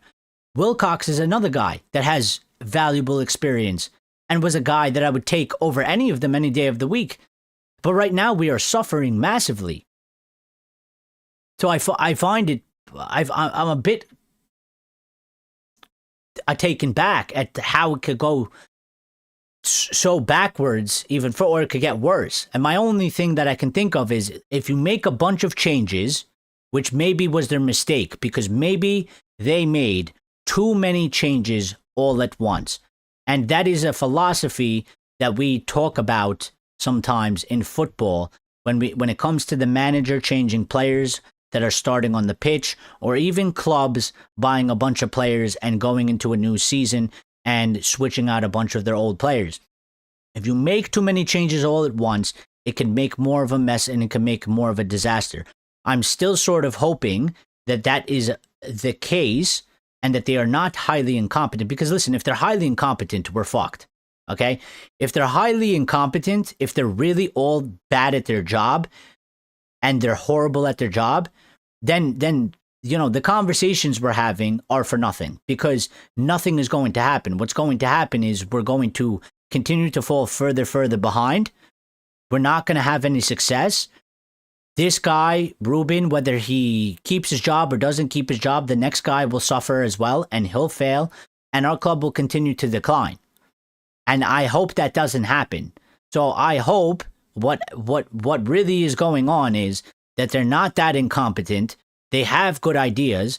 They've initially fucked up the process because they've made so many changes sort of all at one shot, and hopefully over the next 2 years, things will straighten out a little bit more and things will be better in terms of, we can look at it and say it was real fucking messy. They came in here and these 2 years and it's been a disaster, but now it's not like that, and it's turned around and it's gotten better. Because the alternative of that is it's going to double down on what we just witnessed, and that means that our club is done. You know, it's destroyed. Because if we are where we are now, and you take what we just did for the past sort of 2 seasons, and that doubles, well, where are we going to be? You know, it's over. It's over. So,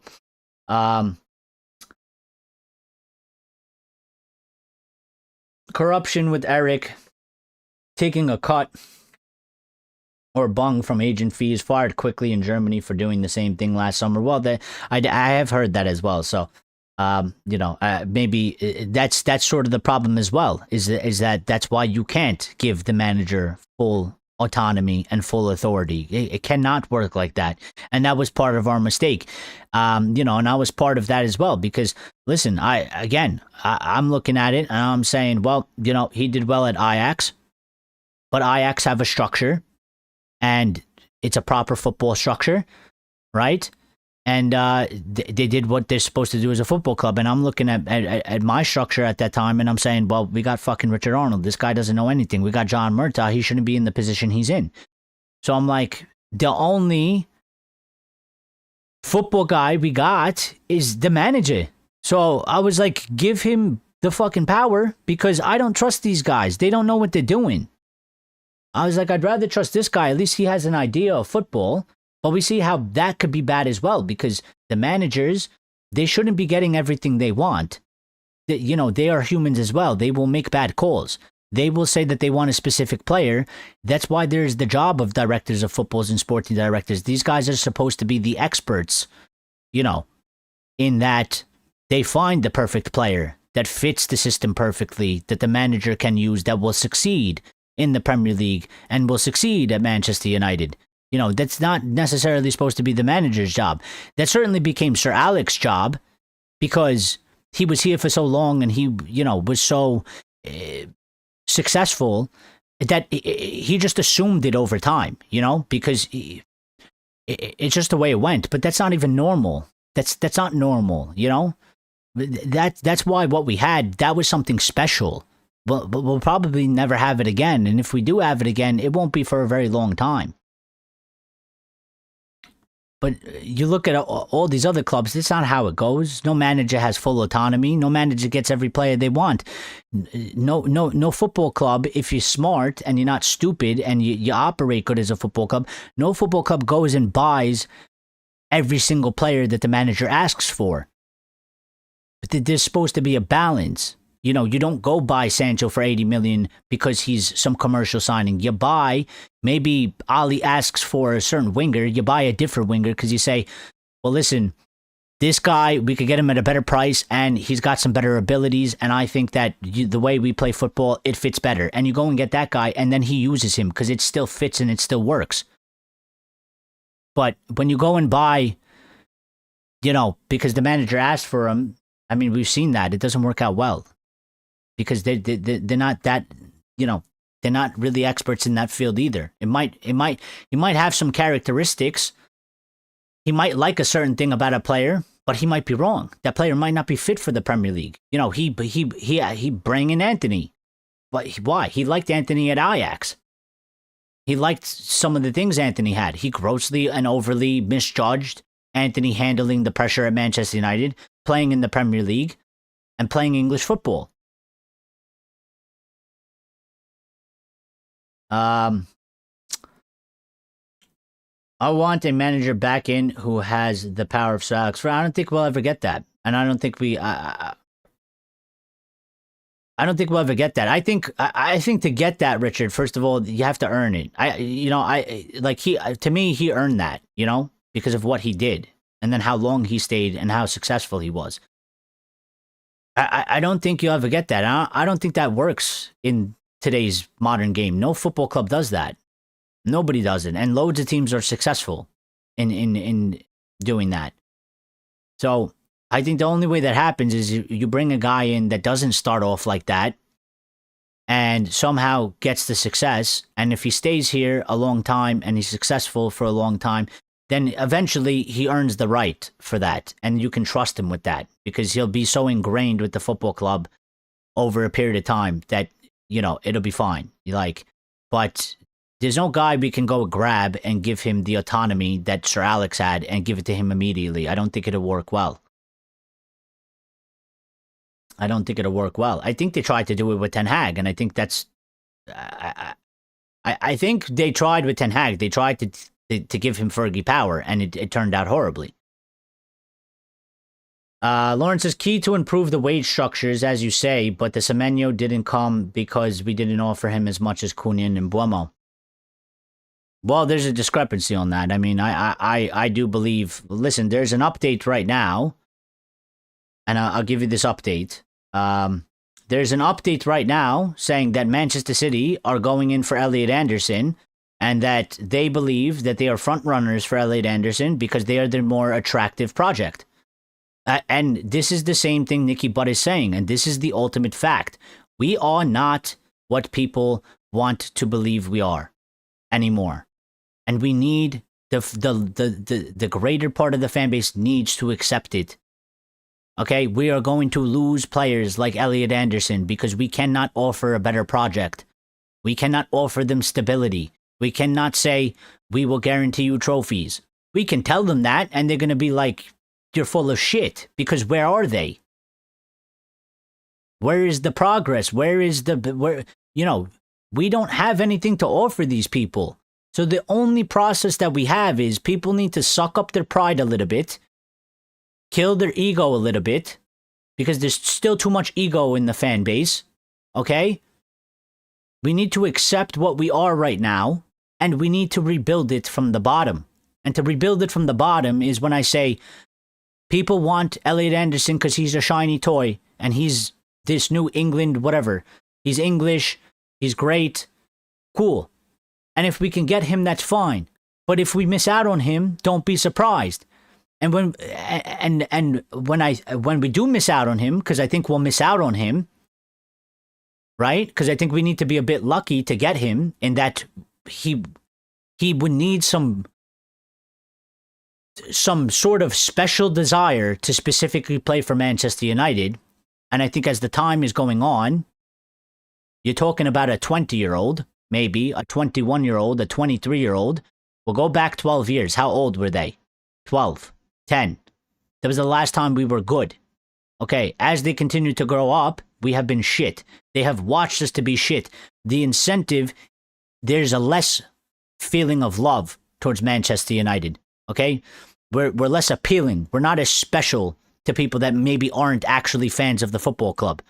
So, when we miss out on this guy, right? Because that was a guy maybe we would definitely get in the past. Okay, what we need a Sonny Lemons in midfield. When we don't get Elliot Anderson, we need to go and find a Sonny Lemons for the midfield. This is the only way we're going to rebuild our football club. Because we're going to lose these players.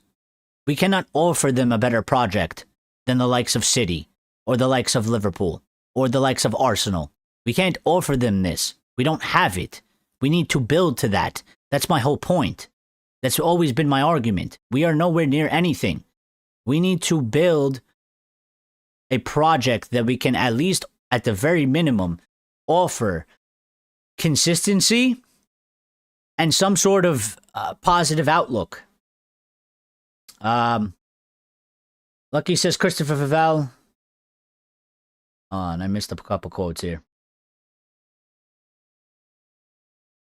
Richard says, I would tell you how to do it. Go down to the third division for a few years, develop the youth, and in 5 years and come back. However, INEOS and the Glazers are money men, so that will not happen. No, listen, we don't have to do that. We just need to be smarter in recruitment. It's all about recruitment. Again, for me, the biggest indication that I've always been saying is we need Sonny Lemonses all over the pitch, all over the place. We need a bunch of them. Guys that are going to cost us 30, 35 million, that are a bit hidden gems, that could come in, that can make an impact, that are going to build a good core group, a strong foundation, something concrete, something that's going to give us consistency so that we can stay at a certain level consistently, at a competitive level for a decent couple number of seasons, and then you move to the next step.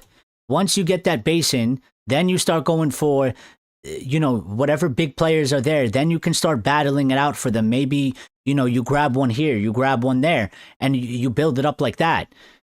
It's sort of a brick by brick thing. We don't have to go down to the third division. We don't need that to happen. If Qatar buy us, we're back on top 2 within 2 seasons. Maybe, Niche Fam. I think yes, because you would say, well, we would have a shit ton of money. You would expect the debt to be gone. You would expect a complete reset from the top down. So we'll have so much more freedom. We could actually do open heart surgery like we were talking about. We could actually do that. Yeah. At an insane rate. The problem then comes integration with everything. Again, when you make a lot of changes, it can lead to a giant mess. How fast does everything gel? I sort of look at Liverpool as an example in terms of they bought all these players, they won the league last season, they bought all these players, and they tried to integrate a bunch of them immediately. And some people will say they made too many changes all at once, and it has caused an issue. Some people will go at slot, but I think that is a big part in that they bought a lot of these players. They changed a lot all at once, and it has caused stabilizing issues. It has caused a mess. And the same thing is very true if you get Qatar in or somebody to that nature, you get a full reset, and you start implementing a shit ton of changes, and you start listen, if you go in, you cut 11 players out of the squad and you buy 11 new players, how well is that going to go? I don't expect it to go very well in the first season or two. I think it's going to be very dysfunctional. There's not going to be chemistry. It's not, it's not going to gel well enough. It might not gel. It might not even be right off the bat. They go and buy all these players, you put them in. They might be the wrong buying of players. This is a very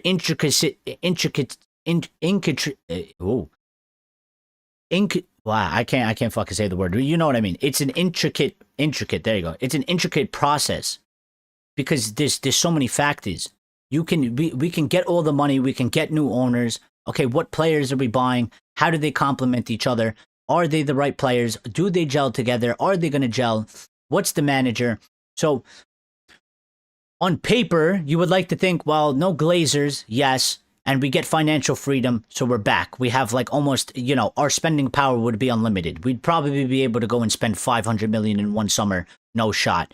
We got players here that don't want to leave or, we're sort of stuck. We can cut all their contracts. We could start doing all types of shit. But still, then it comes down to, well, how is it all going to gel together, and how long is that going to take? Because you can make all those changes, that shit might not gel for 2 years. It's a little bit, I would probably now shift and look at Chelsea. They bought all those players, they got new owners. It was a fucking mess in the beginning. Everybody's looking at them and saying, what's going on? What are they doing? Everybody's laughing at them because they're just buying players for ridiculous amounts of money. They're buying, a ridiculous amounts of players. And it's a lot. That's a lot. It's a lot of change. It's a lot of new things. You're cramming it all together. It's obviously it's going to be messy.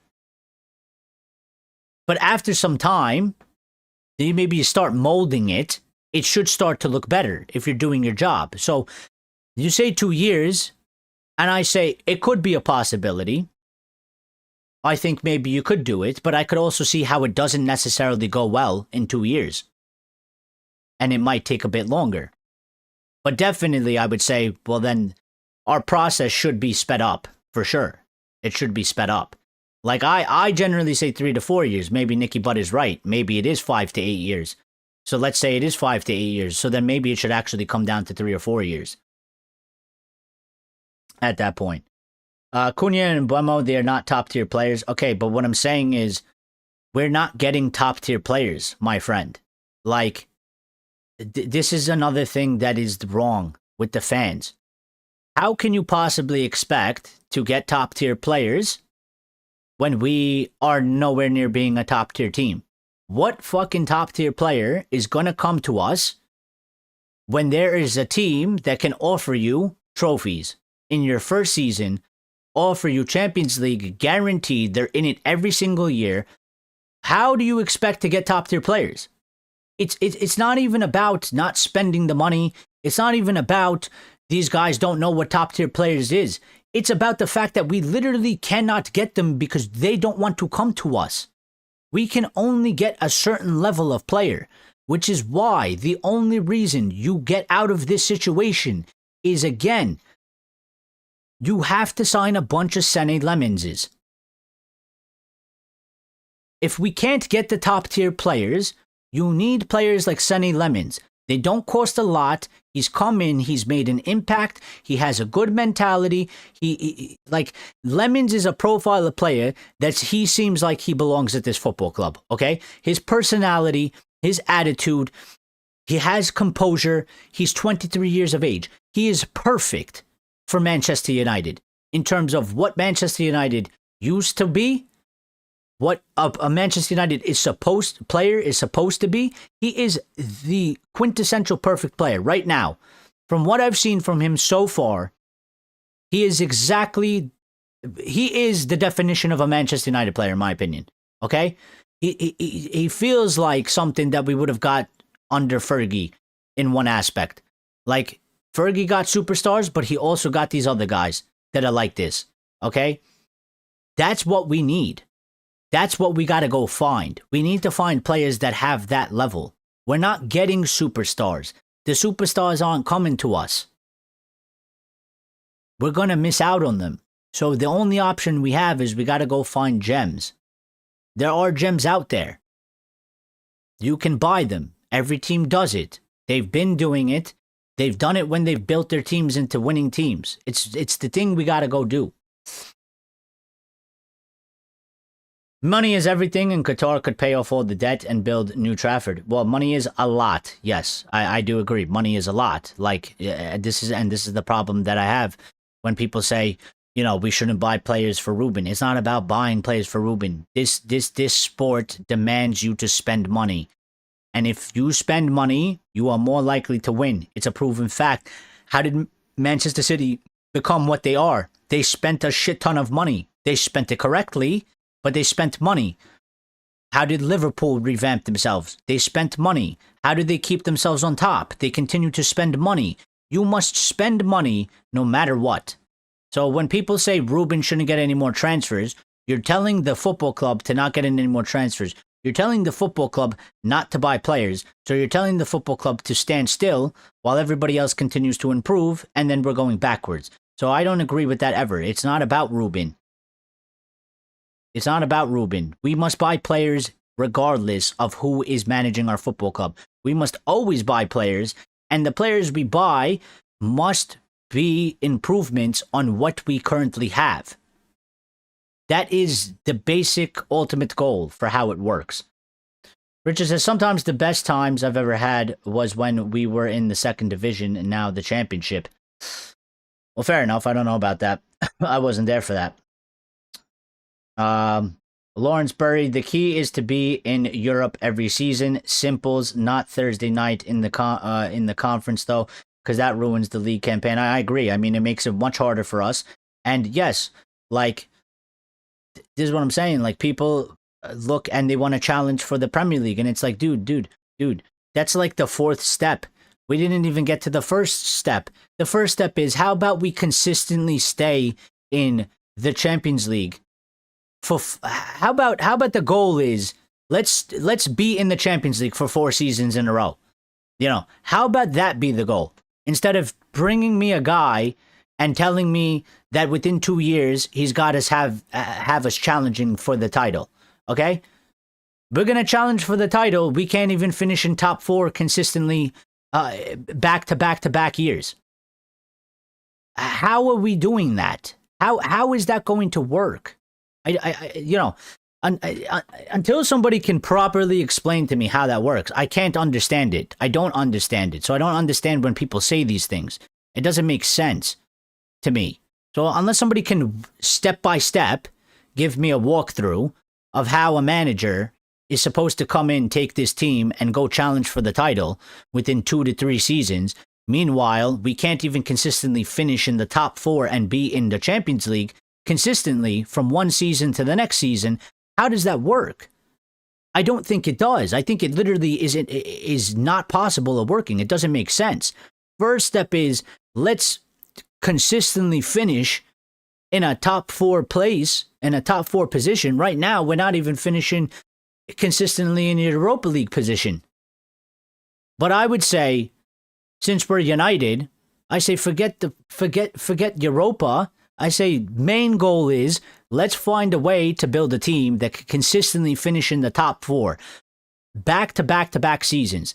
Once we do that for 3 seasons in a row, we're in a better place. Then we take the next step up and we start going to get the more elite players, the better players. We're in a better position to offer them something. Look, we've changed the club around. It's heading in a positive direction. We think you're the next piece to the puzzle that's going to propel us from, finishing in 4th constantly to, making a push ultimately for the title. But we can't sell them this now. We're not that. We're not even close to it.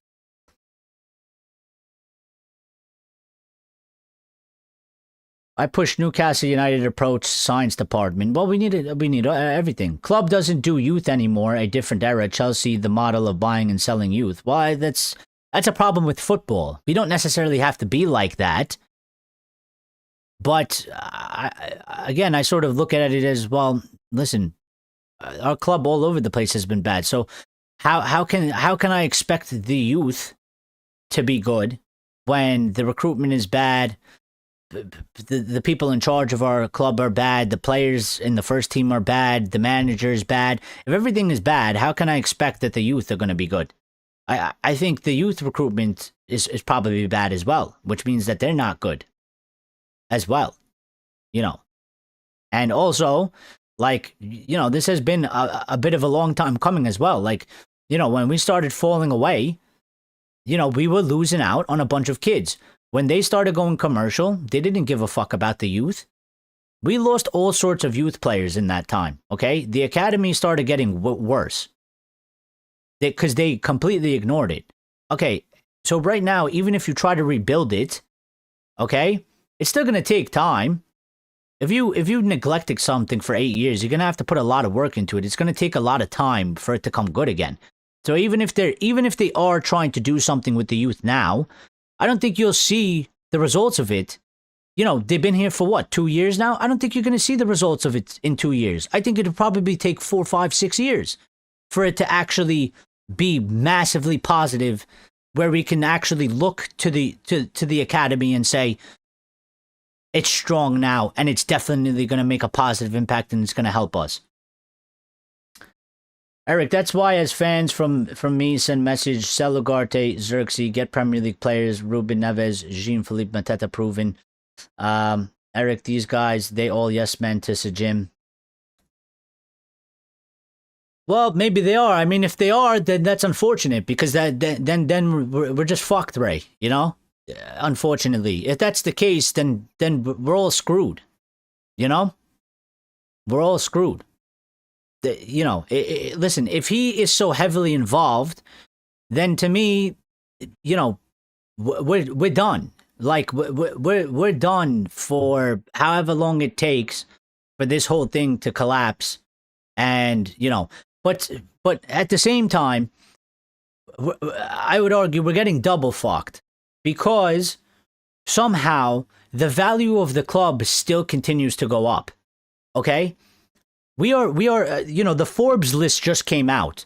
There's only 2 football clubs in the world. There's only 2 out of all the most valuable sports teams in the world. There's 2. You know who those 2 are? Real Madrid and Manchester United. We are valued at 4.4 billion. So we are shit. We are potentially getting more shit as time goes on, yet somehow the club is going up in value.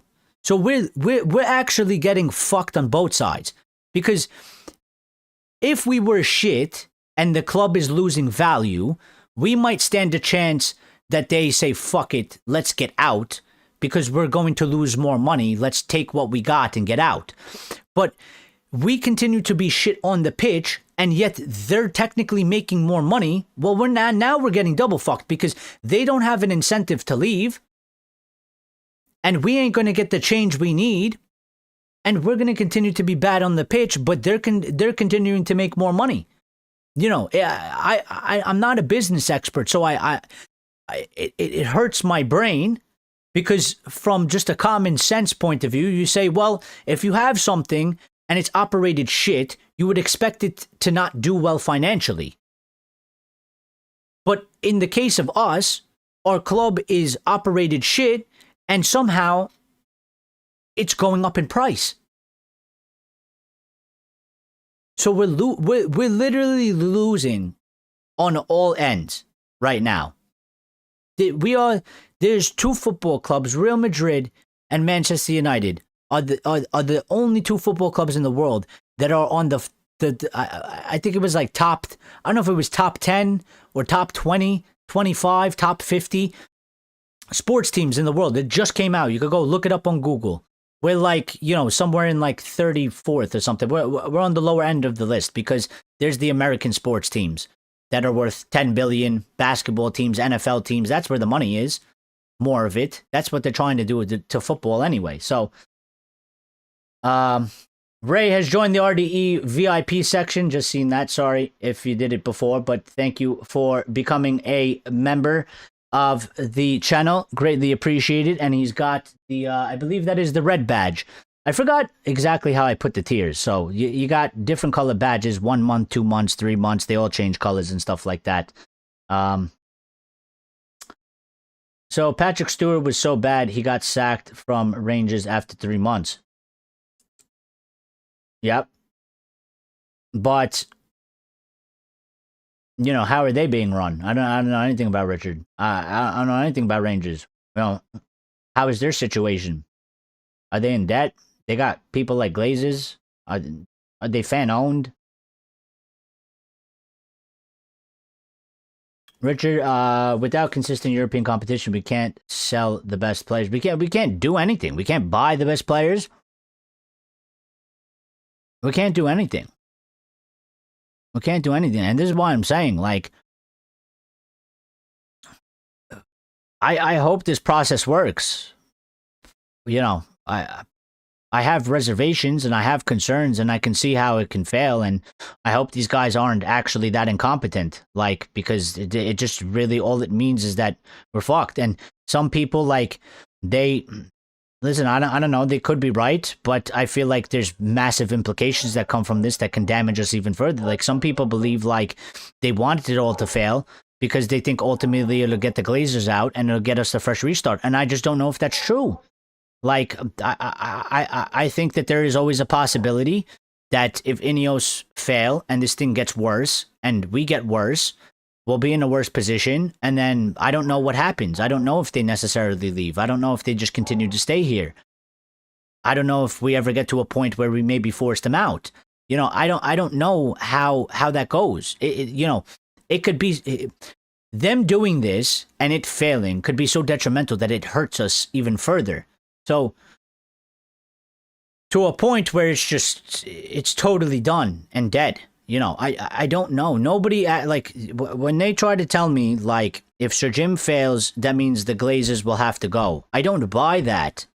I think you need, again, I've said this multiple times, I think you need to look into the Glazer family a lot more. And unfortunately, like, we can't know them personally, but I wouldn't, you know, I don't trust them in any aspect. In any aspect. I don't think it's as straightforward as people put it out. Like, people look at it and they try to do 2 plus 2 and they say it equals 4. But I think when it comes to the Glazers, 2 plus 2 equals whatever the fuck they decided wants it to equal to, unfortunately. Because these people are, like, people say, like, the Glazers, Sir Jim fails, the Glazers will have to go. Sir Jim and INEOS made them a deal and kept them and saved them. So, by default de facto, if INEOS fail and they leave, the Glazers will be fucked and they'll be forced to leave. And I don't know if that's, you know, I think it could be true, but I also think there's also another possibility, and there's a big possibility that doesn't end up happening, that they end up doing some other bullshit besides leaving this football club, and we end up getting fucked again. Because ultimately them staying is us getting fucked. The longer they stay here, the more we get fucked. And I just don't actually believe, like, listen, the fallout and the negative impact of INEOS fucking everything up, getting it totally wrong, and pushing this club further down into the depths of the shit is going to be massively bad for us. And if they leave, well, they're gone now. They're not going to have to stay here and fix and suffer with whatever they just fucked up. And then you still have the Glazers. And I don't know if that means that they leave. What if they go do a deal with some venture capitalists from America? What if they go do another deal and they sell 15% to some other fucking group of people for another $1 billion that allows them to stay here? You know, they could do all sorts of things. So this is my thing. Like, I have reservations about these guys. But ultimately, I'm like, I think the best scenario is we don't get worse. I hope they do better. I hope they actually do well, because I don't know what's going to happen. The further we go down, the worse it's going to be. And then the harder it's going to be to get out of it as well. But maybe my head is going crazy because I think sometimes I think too much. I do overthink a lot of things. So I will be fair to myself. I say we grab vintage player, then go back to the future. Well, we could definitely use some Roonies. We could definitely use some Scholesies and some Carricks and some Fletches and some Rios and some Vidages. Some Cantonas and some Bests and even Nanis. We could use Nanis. We could even use a Chicharito. We could literally use any of them. Richard says, so I hear what you say, Eric, but we used to be trendsetters. Now we are trend followers. That is not united. And I understand that. But I don't know if you can. I don't know if we can set a trend, Richard, from the position we're in. My other argument to that would be, are we in a position to set a trend ourselves? And I don't think we are, because I think we're further down in a position that we actually we would have to build ourselves up to put ourselves in a position so that we can set a trend. And sometimes it's not the worst thing in that you don't have to reinvent the entire wheel. There are people doing things where you can sort of copy and use for your own. You don't have to follow it exactly to the degree they do it, but you don't have to start absolutely from scratch. You can get a sort of a better head start or a better platform to start and build it up from there. So I don't want to be a follower forever, but I think for a moment in time, I think we probably have to, because we've certainly lost our way, and I don't think we are in a position to do something where we are going to change the course of football or start a new trend or something like that, not with what we are right now. So,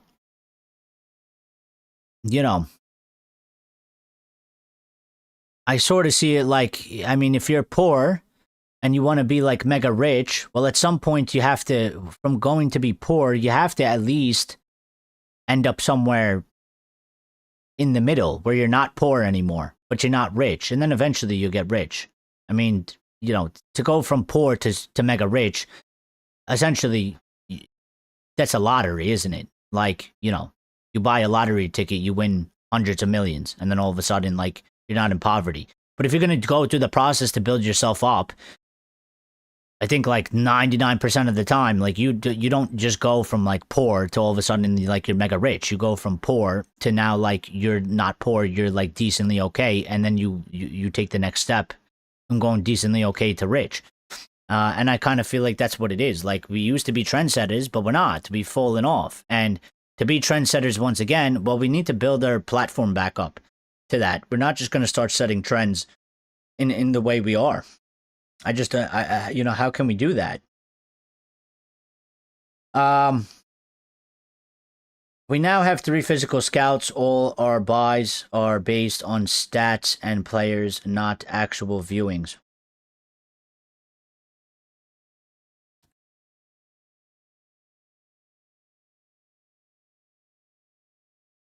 I wasn't very integrate when we go George Best, Duncan Edwards, or Bill Folks. It wasn't integrate when we found Duncan Edwards. It was not integrate when we got Willie Morgan. We were Man United.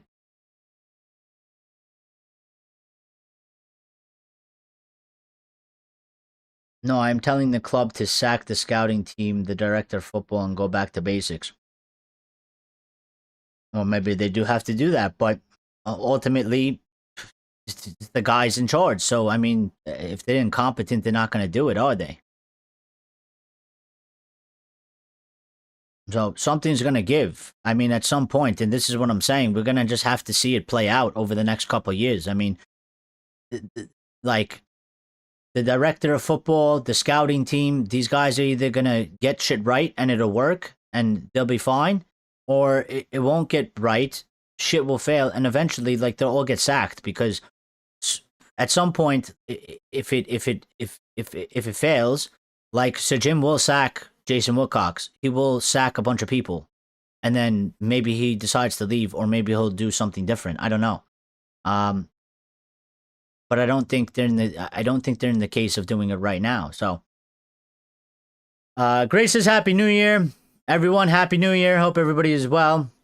I know it's almost New Year's over there in the UK and in Europe, so it's about 30 minutes or so. Not 30, yeah, 30 minutes. No, not 30 minutes.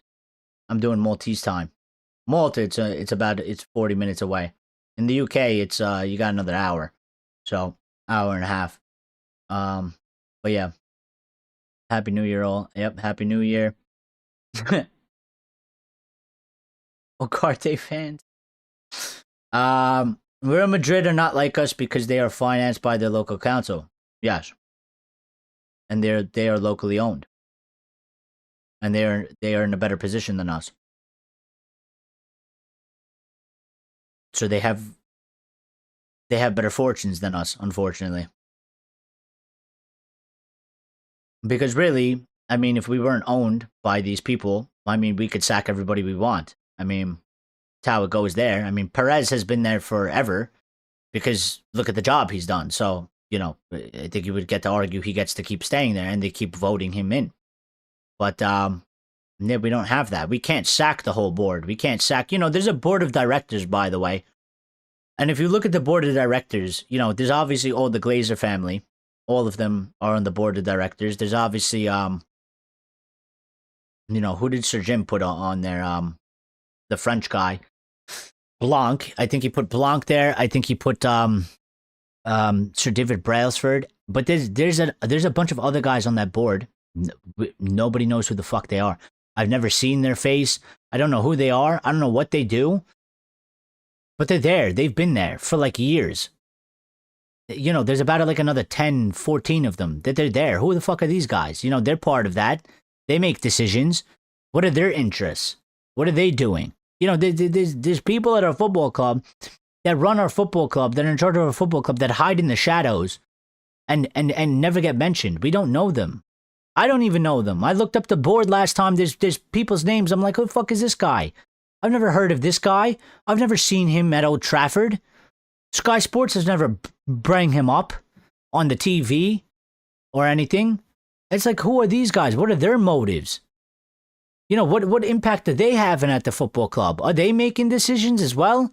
Are they influencing shit that's going on? I mean, you would assume because they're on the board of directors, they got to have some sort of influence. What do they know about football? Are they all about the money as well? Is it just one giant cash grab for everybody involved at the top? These guys that are hiding in the shadows that never get mentioned? Sean Oliver 726 says it's a rebuild and one window is not a rebuild. 3 or 4 of the first team starters out and we don't lose. I know Wolves are a bad side, but we are a totally different side away from home and we didn't lose. Well, listen, I think certainly it's a rebuild. It has to be a rebuild, and it is a rebuild. The problem is that nobody has patience for the rebuild, and nobody has faith, and I think there's no guarantee, but I think you still have to go through the process of a rebuild to see if it works or not. And we don't have another choice. Like, the way I look at it is, we one way or another, whether it's with these people or not these people, we have to do a rebuild regardless. Okay, so now that that's out of the way, you have to go through the process of the rebuild. If they're incompetent and they're bad and they shouldn't be here and they should be kicked out of the club, well, for that to happen, we need to go through the rebuild and they need to fail. And then, you know, the consequences come out of that. And then, you know, an opportunity pops up for maybe things to change, things, you know, different situations. But right now, where we are, attack the manager all you want. We still got these guys. We don't know what they're going to do. And they're still going to make the decisions and the calls. So either way, this rebuild is going to have to see itself out. And it's either going to fail or succeed. If it succeeds, we're in a better position. No one's going to give a shit. If it fails, everybody's going to continue to lose their mind, and it's going to be fucking turmoil. And unfortunately, maybe that's where we are. Maybe, I think it only goes two ways. I mean, if they do well, we succeed. No one's going to have a problem, really, and everything will be fine. So we'll be good, and we'll just keep on pushing forward, and we won't have issues anymore, and we'll be okay. If not, then obviously the inverse of that is that it'll be bad, and we'll be in turmoil or further turmoil, and things will get worse. And so I think we're kind of stuck in the middle. Like, there are people that are asking for change, and I'm just like, well, the change will come about one way or another, because we're either going to succeed, and so now we're successful change, or it's going to fail, collapse, and turmoil. And then that's when your change is going to arise. You're not going to get change right now. INEOS ain't going fucking nowhere. They just got here. Whether you want them here or not. I mean, you could try. Maybe you could go put pressure on them, but nobody's willing to do that. So if nobody's willing to make a movement, if nobody's willing to actually start doing something, well then, it's all for nothing. So I'll just sit here and I'll watch it play out. And then if it goes one way or the other, whatever happens, that's what it'll be. Like, if it gets all destroyed, well then I know that generally people will actually then start standing up and actually start, trying to do things like physically, maybe they'll start actually boycotting. Maybe they won't go to the matches. Maybe they won't pay. Maybe they won't buy the merchandise. And maybe the club starts getting hurt financially. And maybe that pressures them into doing it. But nobody's doing that right now. Nobody's even trying to do that. People are just saying, INEOS, get out. Okay, well, all right. Well, they're not going anywhere. So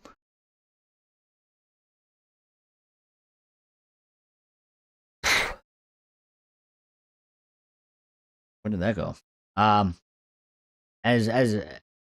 As a good friend of mine says, he's an American. He does a paranormal show called Fade to Black. If you don't like the game, then change the game. Yeah, but what does that actually mean?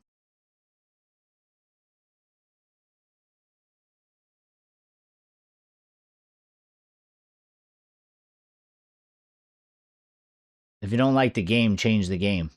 Yeah, but how do we change the game? Is what I don't understand.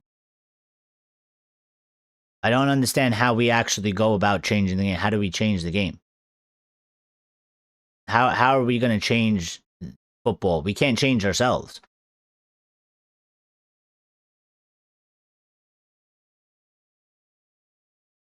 Yeah, 2 hours. Oh, you got 2 hours? Wait, what time is it? Yeah, hour and a half. Sean says INEOS are still buying players. We were run so badly. INEOS are trying to clean it up as much as they can. But years of neglect takes time to clean up. Players running that team for years is a joke. And I agree to a certain extent, my friend Sean. I do agree. The problem and the issue is we don't actually know how good INEOS is at their job. We don't actually know how good these guys are. So there's multiple different parts to this. Like, yeah, I agree. I mean, we were run like an absolute joke. We made really bad things.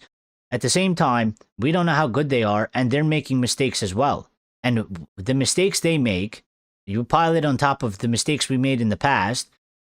Once you start going after a certain point, is it doing more damage, or is it going to come out better? Right now, I think it's fair when everybody's saying they've come in and shit has gone backwards, because it is a mess right now. And as bad as we were run before, as bad as the commercial signings and all that shit, and the ignoring of actually trying to be a successful football team, and it's all about commercialism and stuff like that, we never finished 15th. We never actually got to 8th. We were actually always sort of in and out of Europe. Now, maybe it was just sort of a perfect storm that all of those things compounded up until this time, and it's just been that long, and that's what happened. And now they came in, and it just sort of hit that breaking point, and they're making these changes and things are happening. But yeah, like, I don't know. Like, I do agree. Like, they have been trying to change things. I don't expect them to get everything right, but there is a fine line of, if they fuck up more than they get things right, then we have a major potential chance of going even further backwards than we already were when they took us over. And it's very hard to sort of, for me, it's very hard to dictate, and it's very hard to get a clear picture on, is it actually going backwards? Is this growing pains? And maybe, there are things there that are indicating that this will turn around if given more time. If you go 3 years in, 4 years in, maybe even 5 years in, that it won't look like this. It'll be totally different. It's not going to be like this. We're going to be in a stronger position. It's very hard to tell from the outside looking in. From the outside looking in, it's a lot easier to just say, well, they came in, we finished 15th, and now we're having results like this. So you say, well, it's going backwards. But when you're on the inside and you saw how the club was running and you made all these changes, maybe there are departments and maybe there are things that are working better. But we're not seeing it on the outside yet. And it's not actually hitting in terms of league positions or performances on the pitch yet. But maybe that will come. Maybe it'll come.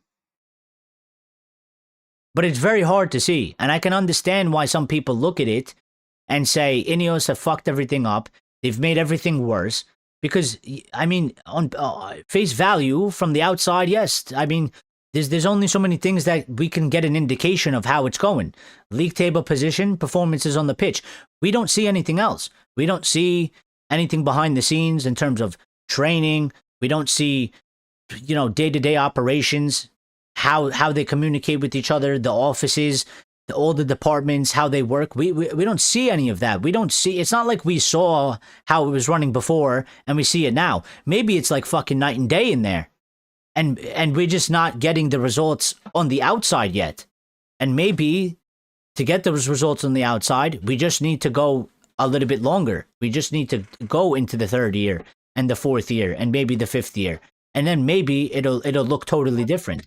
Or maybe they just really are bad at the job and they are destroying this football club even further and they're going to take us even further down. It's scary, but I don't know. I don't know what. I can't possibly make a full rational conclusive thing because I don't have access to what's going on inside the football club. So, but I understand that there's a whole nother part to that I'm not privy to get to see with my eyes. So I can't just go all in and just say, well, it's just the league just look at the league table and just look at the performances on the pitch and that tells you everything. I'm like, yeah, but it's been a short period of time. Ruben's been here for a year. They've been here for 2 years. It might be bad now. We might have gone backwards, but maybe in 3 and 4 years, maybe we go forward. And then maybe it'll look different and it'll feel different. I don't know.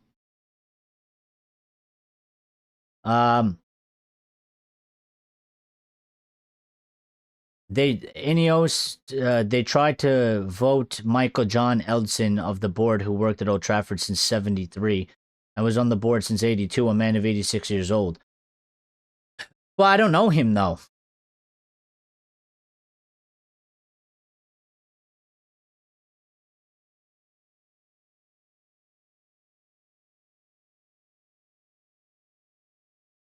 I don't know about that guy. This is what I'm saying. Like, I don't know these people. Like, what kind of people are they? What kind of man? What kind of man are they? What kind of job are they doing? There's a bunch of other guys. Like, there's some guy that like, not to be like anything, but there's like some Indian guy or whatever. Like, and I'm like, well, who the fuck is this guy? And apparently he's like some mega millionaire. And I'm like, why does nobody know about this guy? He has hundreds of millions. He's on the board. He's been on the board since fucking, for years. He was still on the board when Sir Alex was here. I've never heard this guy speak. I've never seen this guy. He's not like a public figure, but he has all this money. And, he's on our board. It's like, who are you? Who are you? Because everybody just knows the Glazers, and now everybody just knows Sir Jim and INEOS. But it's like, dude, what about these, like, I kind of feel like, and I'm just a bit sinister, I feel like, there's some people there, I was like, they might be they might be worse. I've heard stories of businesses with boards of directors and how they, try to fuck over good people for money. You know, people that might come in or might be in a position. Maybe you're the CEO and you're trying to run it and you're actually trying to do good things and you got the board of directors scheming for money, trying to fuck you over which way, every way impossible because you doing the right things doesn't make them the most money. So now they're in opposition to you. You know, I don't know what goes on in there. I think for all I know, we could have a bunch of guys that are a bunch of cancers in there that have been destroying it from the shadows.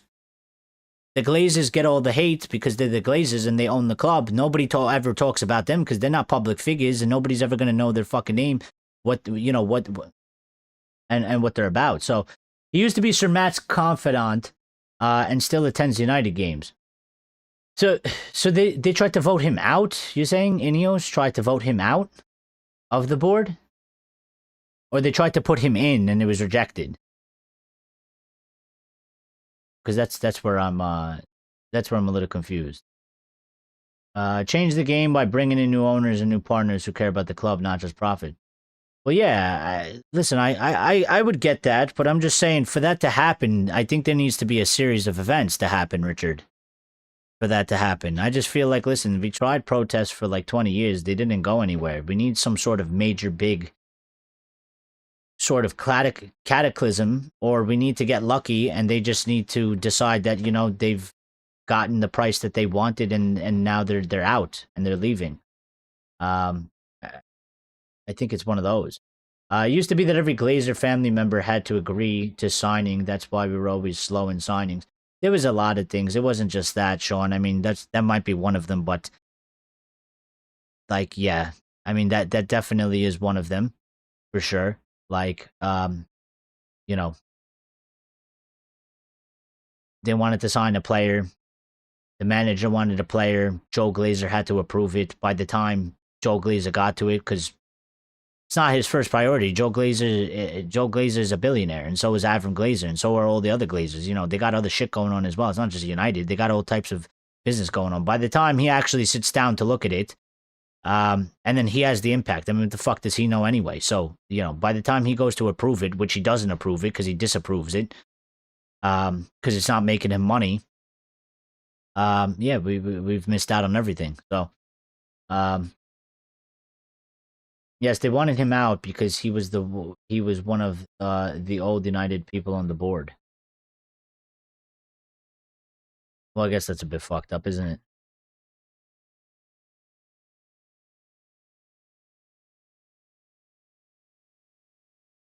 I mean, listen, I can understand too. So I mean, I'm always a bit I'm always a bit torn on that because I can understand. Listen, like, obviously that guy has an ingrained history to United, and we shouldn't be like sort of turning our backs on those people or something like that. But then at the same time, you can also make an argument like we do need to sort of go in a new direction. But I guess it would only make sense if the new direction is wholesome, right? And it's not about pure money and greed and profit. Because like if you're getting rid of that guy to get somebody else and it's all for money or profit, well then like obviously that's evil and dirty and disgusting. But if it's like if there's a genuine thing and you're just saying, listen, like we respect you, you've been here for a long time, but like, you know, times have changed and we're moving on and we're going in a new direction. We want to start fresh, so we want to like go with different new people, maybe some younger people, you know, with some different ideas or whatever philosophies. I don't think that's necessarily a bad thing. This is like the order of life, and at some point it has to happen. But there's quite clear distinctions. They're trying to kick him out because it's, you know, maybe he stands in their way and they want to be greedy and it's about money. Well, then obviously they're a bunch of fucking shitheads. But I could also sort of understand the argument, be like, listen, you've been here for a long time, but the football club needs to sort of go into a new direction and we need to make changes to go into that direction. So we're going to need new people in positions. But like, I could sort of understand. I feel like that's a bit natural. It's sort of the order of life. So I don't know. This is what I'm saying. I don't know what goes on in there. You know what I mean? I don't know. I don't know. You know, I don't know what their actual reasoning was it for. I don't know what, if I'm inside of there and I know I have the inside knowledge of like, well, they're trying to get rid of him because he opposes, you know, them doing this to the football club and he's standing in their way. And, if they got him out, they'd be able to, do a lot more things where they can make more money for themselves personally. Well, then obviously that's just disgusting and snakish. But if there was an actual good reason for it, like a more wholesome reason, it's not about money, I wouldn't necessarily have a problem with it. I think there's a way you go about it. I think there's always a way you go about it. You shouldn't just like try to stab that guy in the back. I think there's a way, like, be upfront, be honest about it. Have respect about it, be men about it to a certain degree. This is about people putting profit before the club, not even the. Listen, I don't know. It could be. I mean, listen, in all degrees, everybody that does everything, you're gonna make money somewhere anyway. So, but I say it's never gonna be. I don't think it could ever be zero about money. Money has to be involved somewhere. So, but there's a balance and a level to it. So I don't know. I don't know these people. I don't know their real.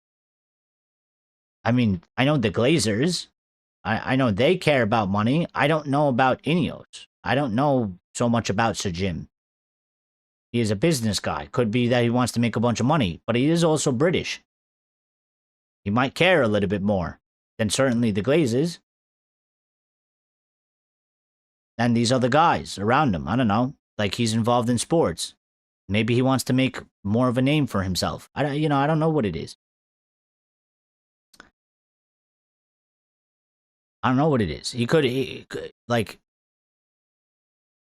be just as greedy and profit driven as the Glazers? Sure. Maybe he's not, though. I don't know. I don't know him. I don't know what his actual goal is.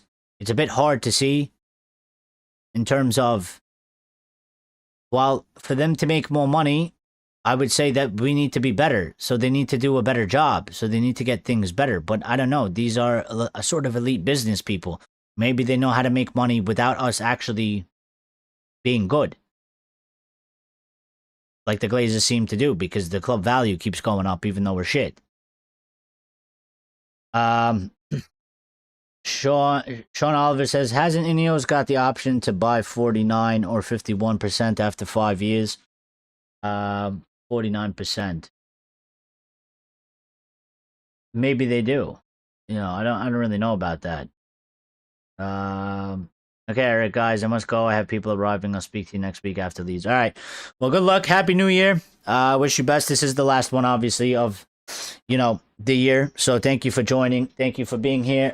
Wish you nothing but the best. Enjoy yourself. Stay safe. Be good. And wish you a happy New Year. And we'll see each other in 2026 for sure. But we got into a nice, very big conversation. I'm gonna end up going in the next couple minutes, but real quick, I just want to hit on a couple points before we get out of here, because there was some things that I really wanted to talk about, and we ended up not really talking about them. But there's just a couple quick points, and it turned into a nice, big, great conversation, which I loved. I think it was very good, and I think it was quite productive, and I think a lot of people made a lot of good points.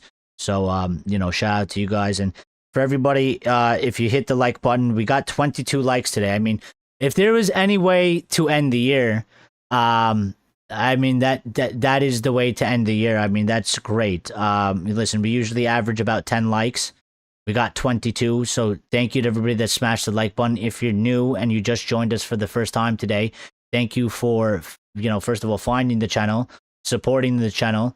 If you haven't subscribed and you enjoyed the content, I would advise you to subscribe, because we welcome everybody here and we give a voice to everybody here. So, we'll welcome you into the family moving forward into 2026. We want more people here. We want to grow a nice big community where, everybody has a genuine love for United. And, what a way to sort of end the year, man. We just got another one. So whoever just hit that, thank you. I appreciate that. We got 23 likes. Usually we average 10 or sometimes it's a little bit less. So the fact that everybody smashed the like button, got 23, we've doubled what we usually get. That's amazing to me. You know, I don't need. I don't need 50. I don't need 100 to feel like it's amazing. You know, if we doubled what we usually get, that to me is amazing in itself. So thank you guys for the support. If you're putting in chats right now, I can't see the chat, so I will get to it in a second. I'm just looking up some things that I wanted to bring into the discussion that we never got to, because sometimes this happens. I had a couple topics planned to talk about, but we just went into a nice big discussion, and sometimes that's okay as well. So let me just pull up whatever I was looking for before. So there's a bunch of Ruben quotes here. That was from that came out earlier today, actually.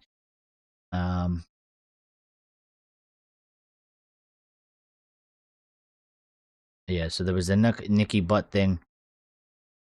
So one of the updates we got was about Joshua Zirkzee. It says Joshua Zirkzee is pushing for a move to AS Roma, with internal meetings even being held today to confirm his desire. The feeling from Zirkzee's camp is that United could give the green light soon. If allowed to leave, a forward signing is expected. So I don't know. It's a bit weird. It's a bit strange to me. What kind of forward? We still need midfielders. So I'm a bit confused by the football club.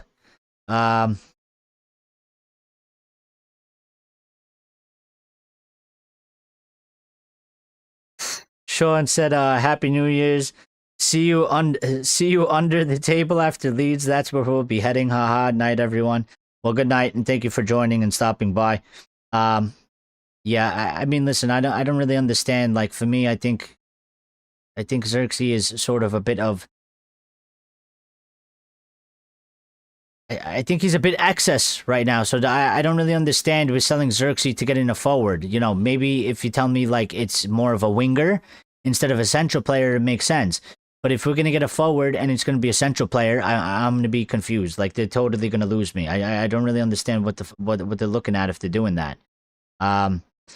We did get this update saying Manchester United are considering a move for Crystal Palace's Jean-Philippe Mateta, who is obviously a forward and a striker. So the Frenchman stalling over a new deal at Selhurst Park. And maybe we need him. I guess, listen, technically, I mean, Xerxes seems to be sort of a backup for Sesko as well. Like, if Sesko doesn't play or Sesko needs to get subbed, Xerxes sort of seems like he is the backup striker to a certain degree.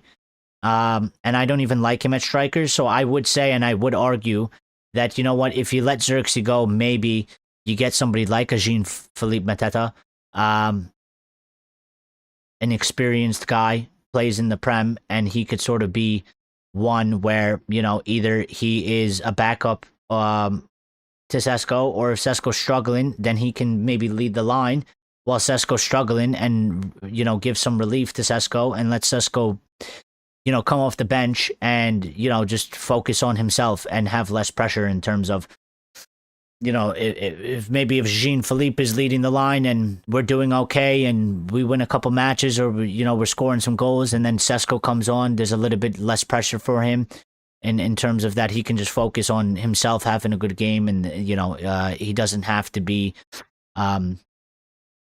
like, I need to do this because I'm responsible for all this, and if I don't score, the team's not going to win, and all that sort of aspect. So maybe there was a couple other pieces of news, but I don't know where they went on me.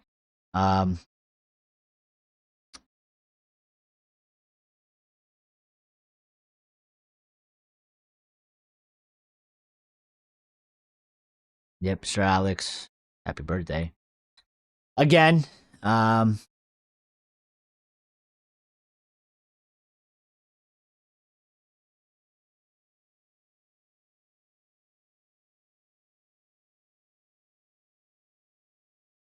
Yeah, Ruben had something. We don't need to talk about this anymore. So, we don't need to talk about that right now. I mean, he had some quotes that I think he said them yesterday. They came out today. Interestingly enough, though, this is non-United related, but there seems to be some crazy stuff going on at Chelsea because it seems like Enzo Maresca might actually walk from the Chelsea job. There's problems going on there. I mean, that's like insane to me. It's crazy because they're actually doing all right. I mean, they've had some problems, but listen, like they're still in fourth, and like they could still end up having a very good season. And but I'm it's a bit shocking that like apparently he's like thinking about walking out of the football club, and that's kind of crazy. So I don't know what's going to necessarily happen over there. And if he does walk, what happens in terms of who do they end up going? And I think it'll be interesting um, to sort of see how that goes about. Um,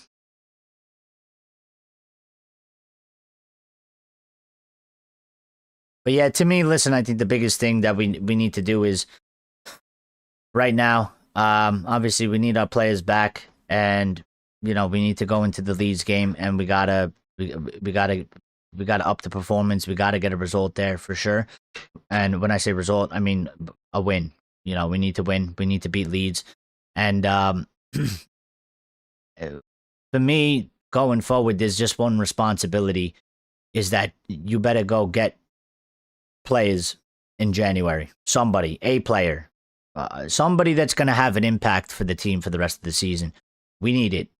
We need it. Like everybody needs it. The team itself needs it. Ruben can definitely use it, and it can help our situation. So they have one job for me, and I think I think it'll be the determining ultimate factor. You know, if they end up doing some bullshit like we've seen in the past at United, where they say, "Well, we tried, but it's a very difficult market, and we couldn't get the deal we want, so we ended up getting fucking nobody." Then I think it's over. I think he'll get sacked. I think we won't get Europe. I think we'll be in a worse position. I think the summer will be fucked. As well in the transfer market. I think the summer will be fucked. I think the next guy that walks in, I think he'll be fucked as well. So, to me, it's like, listen, you got to go get something, and that could still happen to us. Just because you get somebody, it's not going to guarantee that we end up in a good position. But it's all about. It's all about sort of the incentive. I don't think incentive is the right word, but it's all about the principle and the fact of that you are at least giving the opportunity, a better chance, a better percentage. It could still fail, but I can't accept you saying that like nothing is happening and then it fails, and then you just say, well, manager's fault. At least get the guy in. Get somebody in, make some transfer moves. If there's players at this club that you don't think are part of the future or that aren't really performing, maybe like an Ugarte, maybe like a Xerxes or something. If these guys aren't really part of the plan, like, make some moves. Look to see if you could get them out. Look to see if we could get some other players out. Maybe it'll change the squad. Maybe we move one or two players. Maybe we get in one or two players. Maybe one of them is permanent, one of them is a loan. But maybe that is just the amount of difference that will help us for the remainder of the season. That could go really a long way. So, to me, that's the biggest indicating factor. What they do in this January, I think will determine how everything else is going to go. I think it'll determine pretty much if Ruben is going to end up being here by the end of the season, if we're going to end up finishing in a European spot, how the next summer transfer window is going to go, and then, so on and so on. I mean, Ruben did have a couple things to say here, so like I might just sort of read them out quite quickly.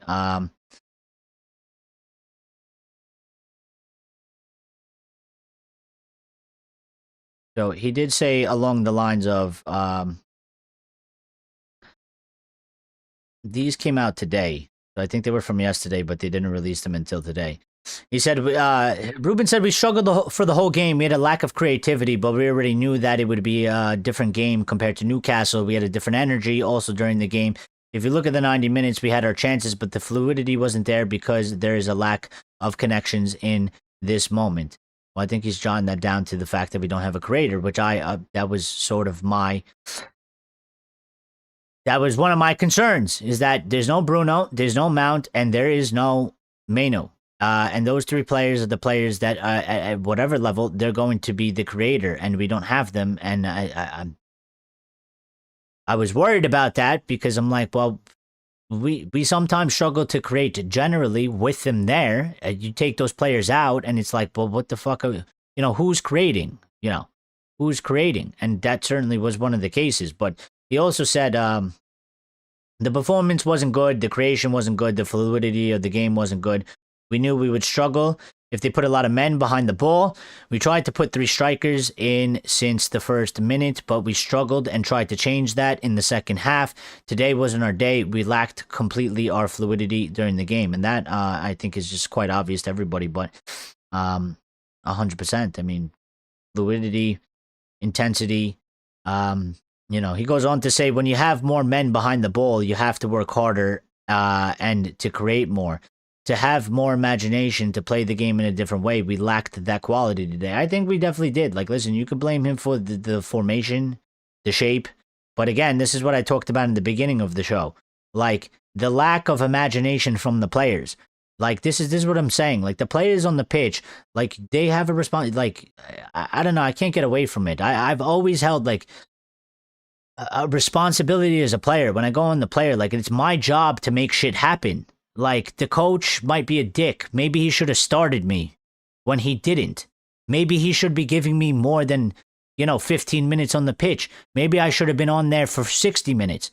But, like, those things are out of my hand. But what is in my hand is when I'm on the pitch, he could tell me to play one way. But, like, if I'm seeing something that's happening on the field, like, if there's 2 players open on one wing and nobody's marking them, like, I would take it upon myself to go mark them. Is it actually my job to go do that? No.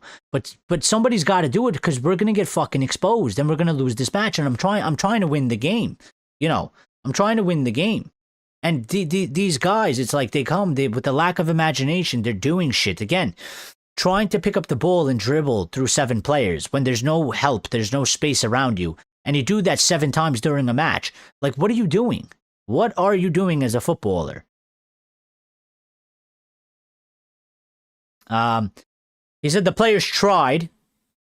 He said, we didn't play well, and when you don't play well with the ball, you struggle even without the ball. We need to recover and go to the next one. He also said on Xerxes' situation, he said, I think we were running around trying to recover the ball, which we were. They overloaded with a lot of midfielders, and we were struggling with that, and sometimes you can attack better with less strikers. We played with 3 strikers, Cunha, Josh, and Sesko. They are 3 strikers, and sometimes that's not the best thing to attack. Well, the only thing I would say back to that is it didn't improve when you took that off. So just like, it didn't work anyway. Like, I can sort of understand maybe the thinking behind that, because maybe you're trying to get a foothold back in the midfield so you have more possession, so you can maybe create more and you don't chase the ball around, and you have more possession and you're not chasing the ball around so much. And if you have more possession, you can dictate the game a little bit more and you'll create more. Like, on paper, that makes sense. But when you did it, it still didn't work. So, I don't know if really, like, that was just, maybe the lack of the options that we have as midfielders and the changes that we can make. I don't know if it's because you did that, but the shape, you didn't change the formation well enough. You didn't change the shape well enough, or the tactics weren't changed well enough. But it didn't really help. So, I can understand the thinking about it to a certain degree, but at the end of the day, it didn't have any effect. So really, but he also said, like, if you play for Manchester United, it doesn't matter who is playing or who is on the bench or who is out. You have to perform and win. That is the pressure we have. You can look at the game and the position we put players in, trying to manage, but we struggled in certain moments. When we scored, we could not manage not to suffer in the last play of the first half. Today and in other days, that moment and those details are costing us a lot of points, and it is. It is. And some of the things he's doing is also probably costing us a lot of points as well. So, we'll not hide away from that. But there are details on the pitch that happen that doesn't really have to do with him. It doesn't. There are things that are happening that doesn't necessarily have to do with him. You know, Sesko missing about 2 sitters. Like, that's on fucking Sesko. Like, Sesko's got to put that in. He's got to score. You score, the game is different. You know, they didn't score 2. Maybe they would have. Maybe they would have went for it. We won't know because it didn't happen. But you put one of those in there, yeah. You don't when we're in that period, we conceded the goal we did. Well, if the players had better positioning, if the guy in the back post wasn't left wide open, they wouldn't have scored that goal. So, you know, that's them on a set piece. That's their responsibility. They're the ones that are there. You're a player. The manager isn't telling you pick that guy up, pick that guy up, pick that. You're on the field. You're making the call. You should know. Hey, there's a guy at the back post open. Somebody go mark him. You know, you communicate with your teammates. They obviously don't do this because these are the things that are happening to us. Sanchi says, why the fuck are you defending Amorim? Because I'm not defending Amorim. It's called being balanced, bro. Okay? Because I'm not one of these people. So you want to label it defending Amorim? Go right ahead. I think the conversation of it's all Amorim's fault and he's a bad person and it's 100% all his fault is a bullshit conversation. If you want to have a real conversation, I have no problem criticizing him and I have no problem criticizing everybody else. Okay? But I'm not partaking in it's all Ruben. Okay? I like to be balanced and I like to be fair. He's got his faults. He's got his mistakes. He's got his fuck-ups. But so does all, these other people. So if you take that as me defending him, yeah, I'll defend him to a certain degree because I don't like unfairness. Okay, I don't like bullshit. I don't like when somebody is picked up and is used as it's all this guy's fault, and if we kick him out, everything will be better and everything will change. And it's 100% his fault because it's not 100% his fault. It's never 100% his fault. It's never 100% one person's fault. So if you want to have that conversation, this ain't the place for it because I ain't going to have it. I ain't going to have it.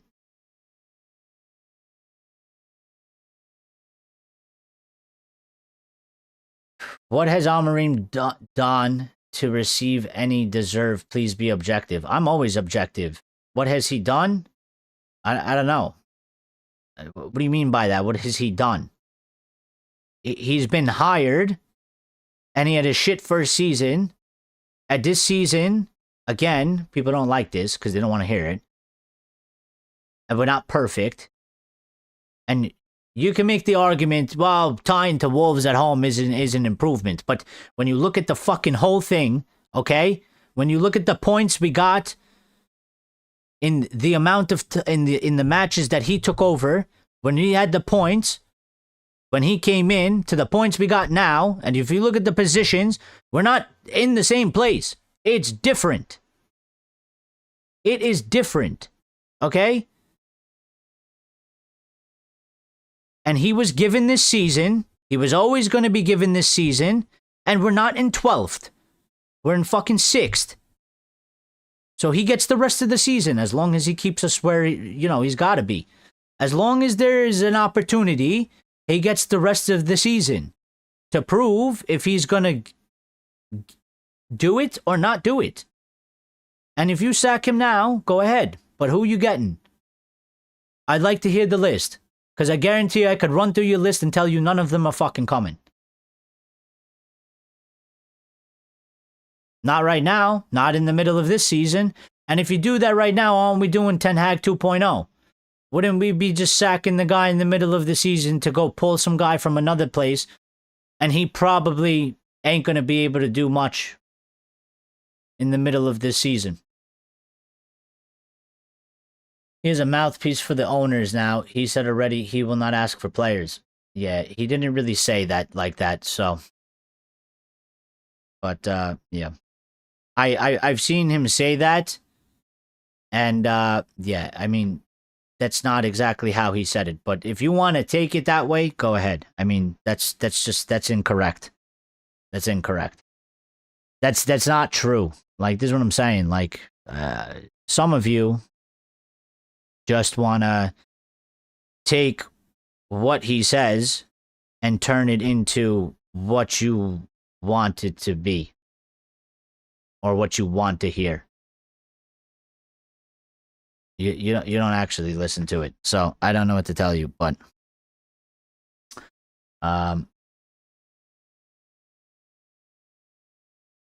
yeah, I've seen him say that, but he's also said that we'll be looking the market and we need players. So like,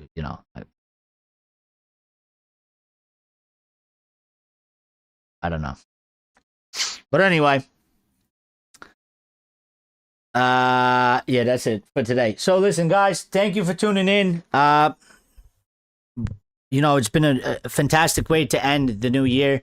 I'm gonna be quite honest. I almost didn't do the show. I was kind of late in setting it up, and I like sometimes if I don't set up the show properly, like if I don't have it ready to go at least 30 minutes before the time I'm supposed to go live, sometimes it doesn't go well because people don't get the notifications, YouTube doesn't notify, and the show just doesn't get like good traction, and it's just like it's just a less show overall. We got less people watching, we got less people interacting and commenting and stuff like that. So it actually turned out to be amazing, so I'm happy I did it. And I also wanted to do it anyway because I wanted to come and literally just say Happy New Year to everybody that supports this channel, and I wanted to say thank you for all the support that you've been giving us for over this year, and in the past years as well, because we've been doing this for 2 years now.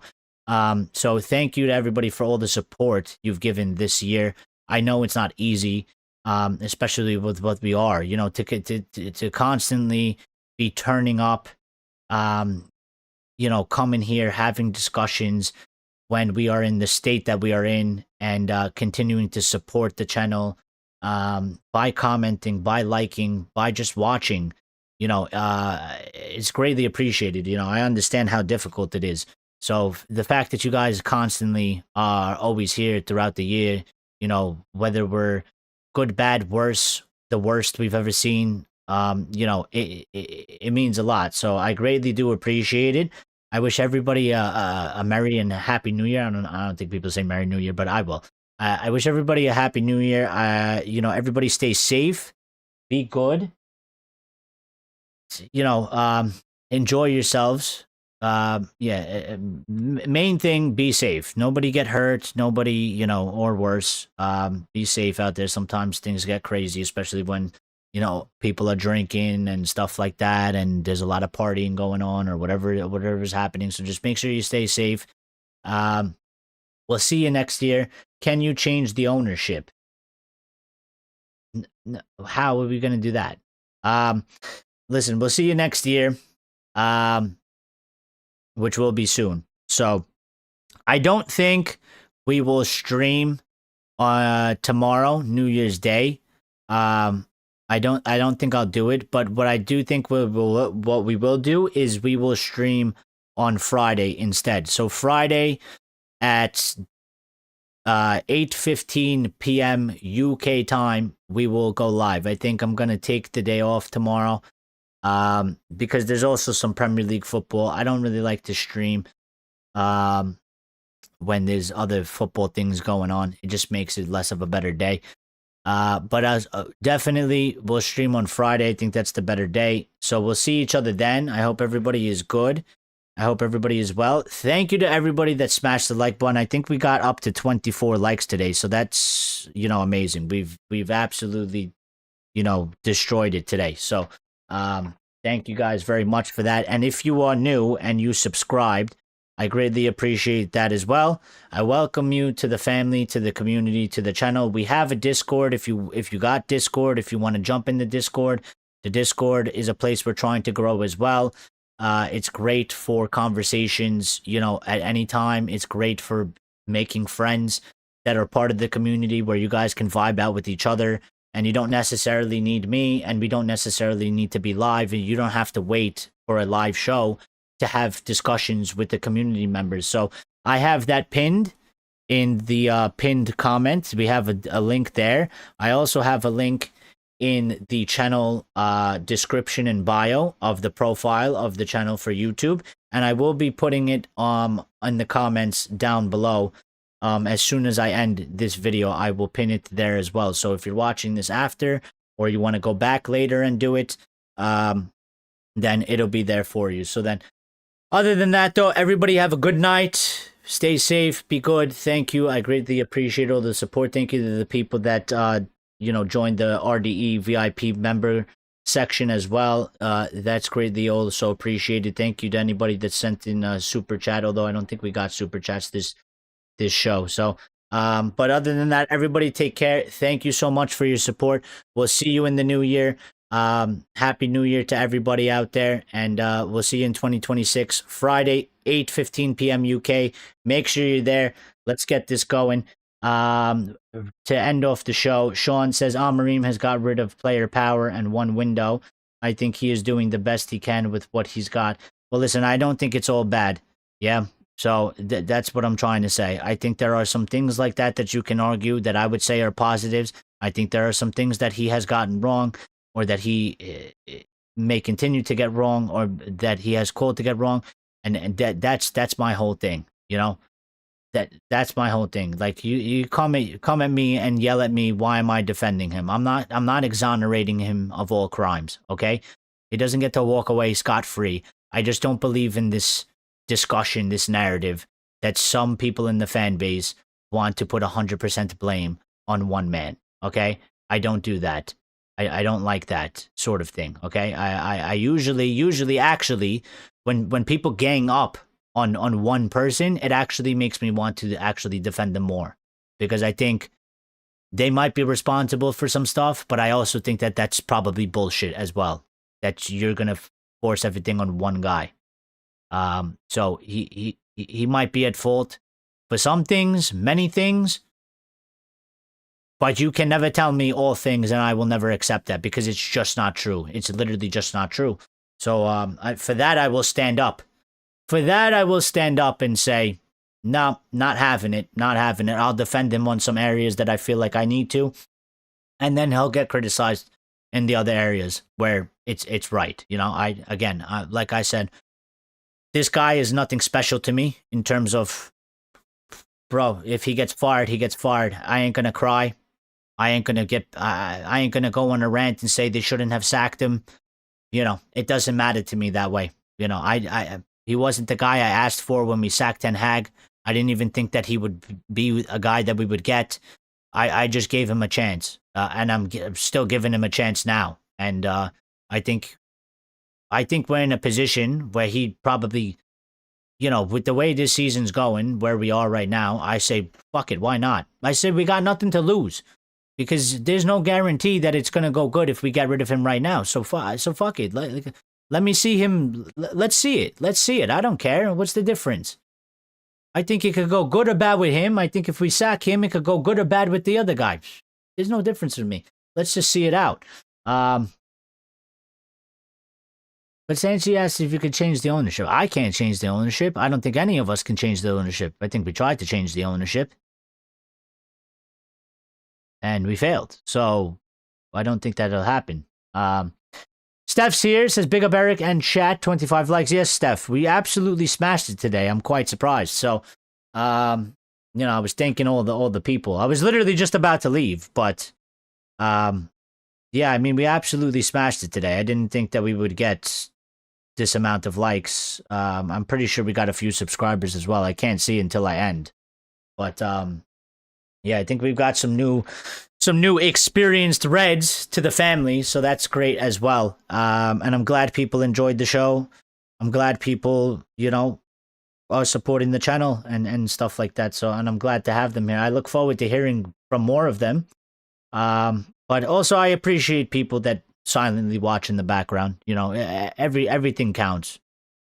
Everything counts. If you're just a person that watches and doesn't comment, I still respect that and still value that just as much as somebody that's, sending me 47 messages in the chat and giving me their opinion. Everything goes a long way. Everything is a massive help. So, but listen, we've been here for long enough. And I gotta go. So, and you guys are probably, if you're doing anything for New Year's, you're probably out right now, out and about, or you're getting ready to be out and about and stuff like that. So, I'm going to let you guys go. Enjoy yourselves. Be good. Stay safe. Take care. We'll see each other Friday, 8:15 p.m. Don't forget, I will try and remind you guys. I'll put out a community post, but be on the lookout. 8:15 p.m. We'll be live, and we will be talking Manchester United. So I hope I see you guys all there. I hope everybody has an excellent New Year's Eve. And I hope everybody has an excellent New Year's Day. Stay safe, be good, take care, and we'll see each other till then, okay?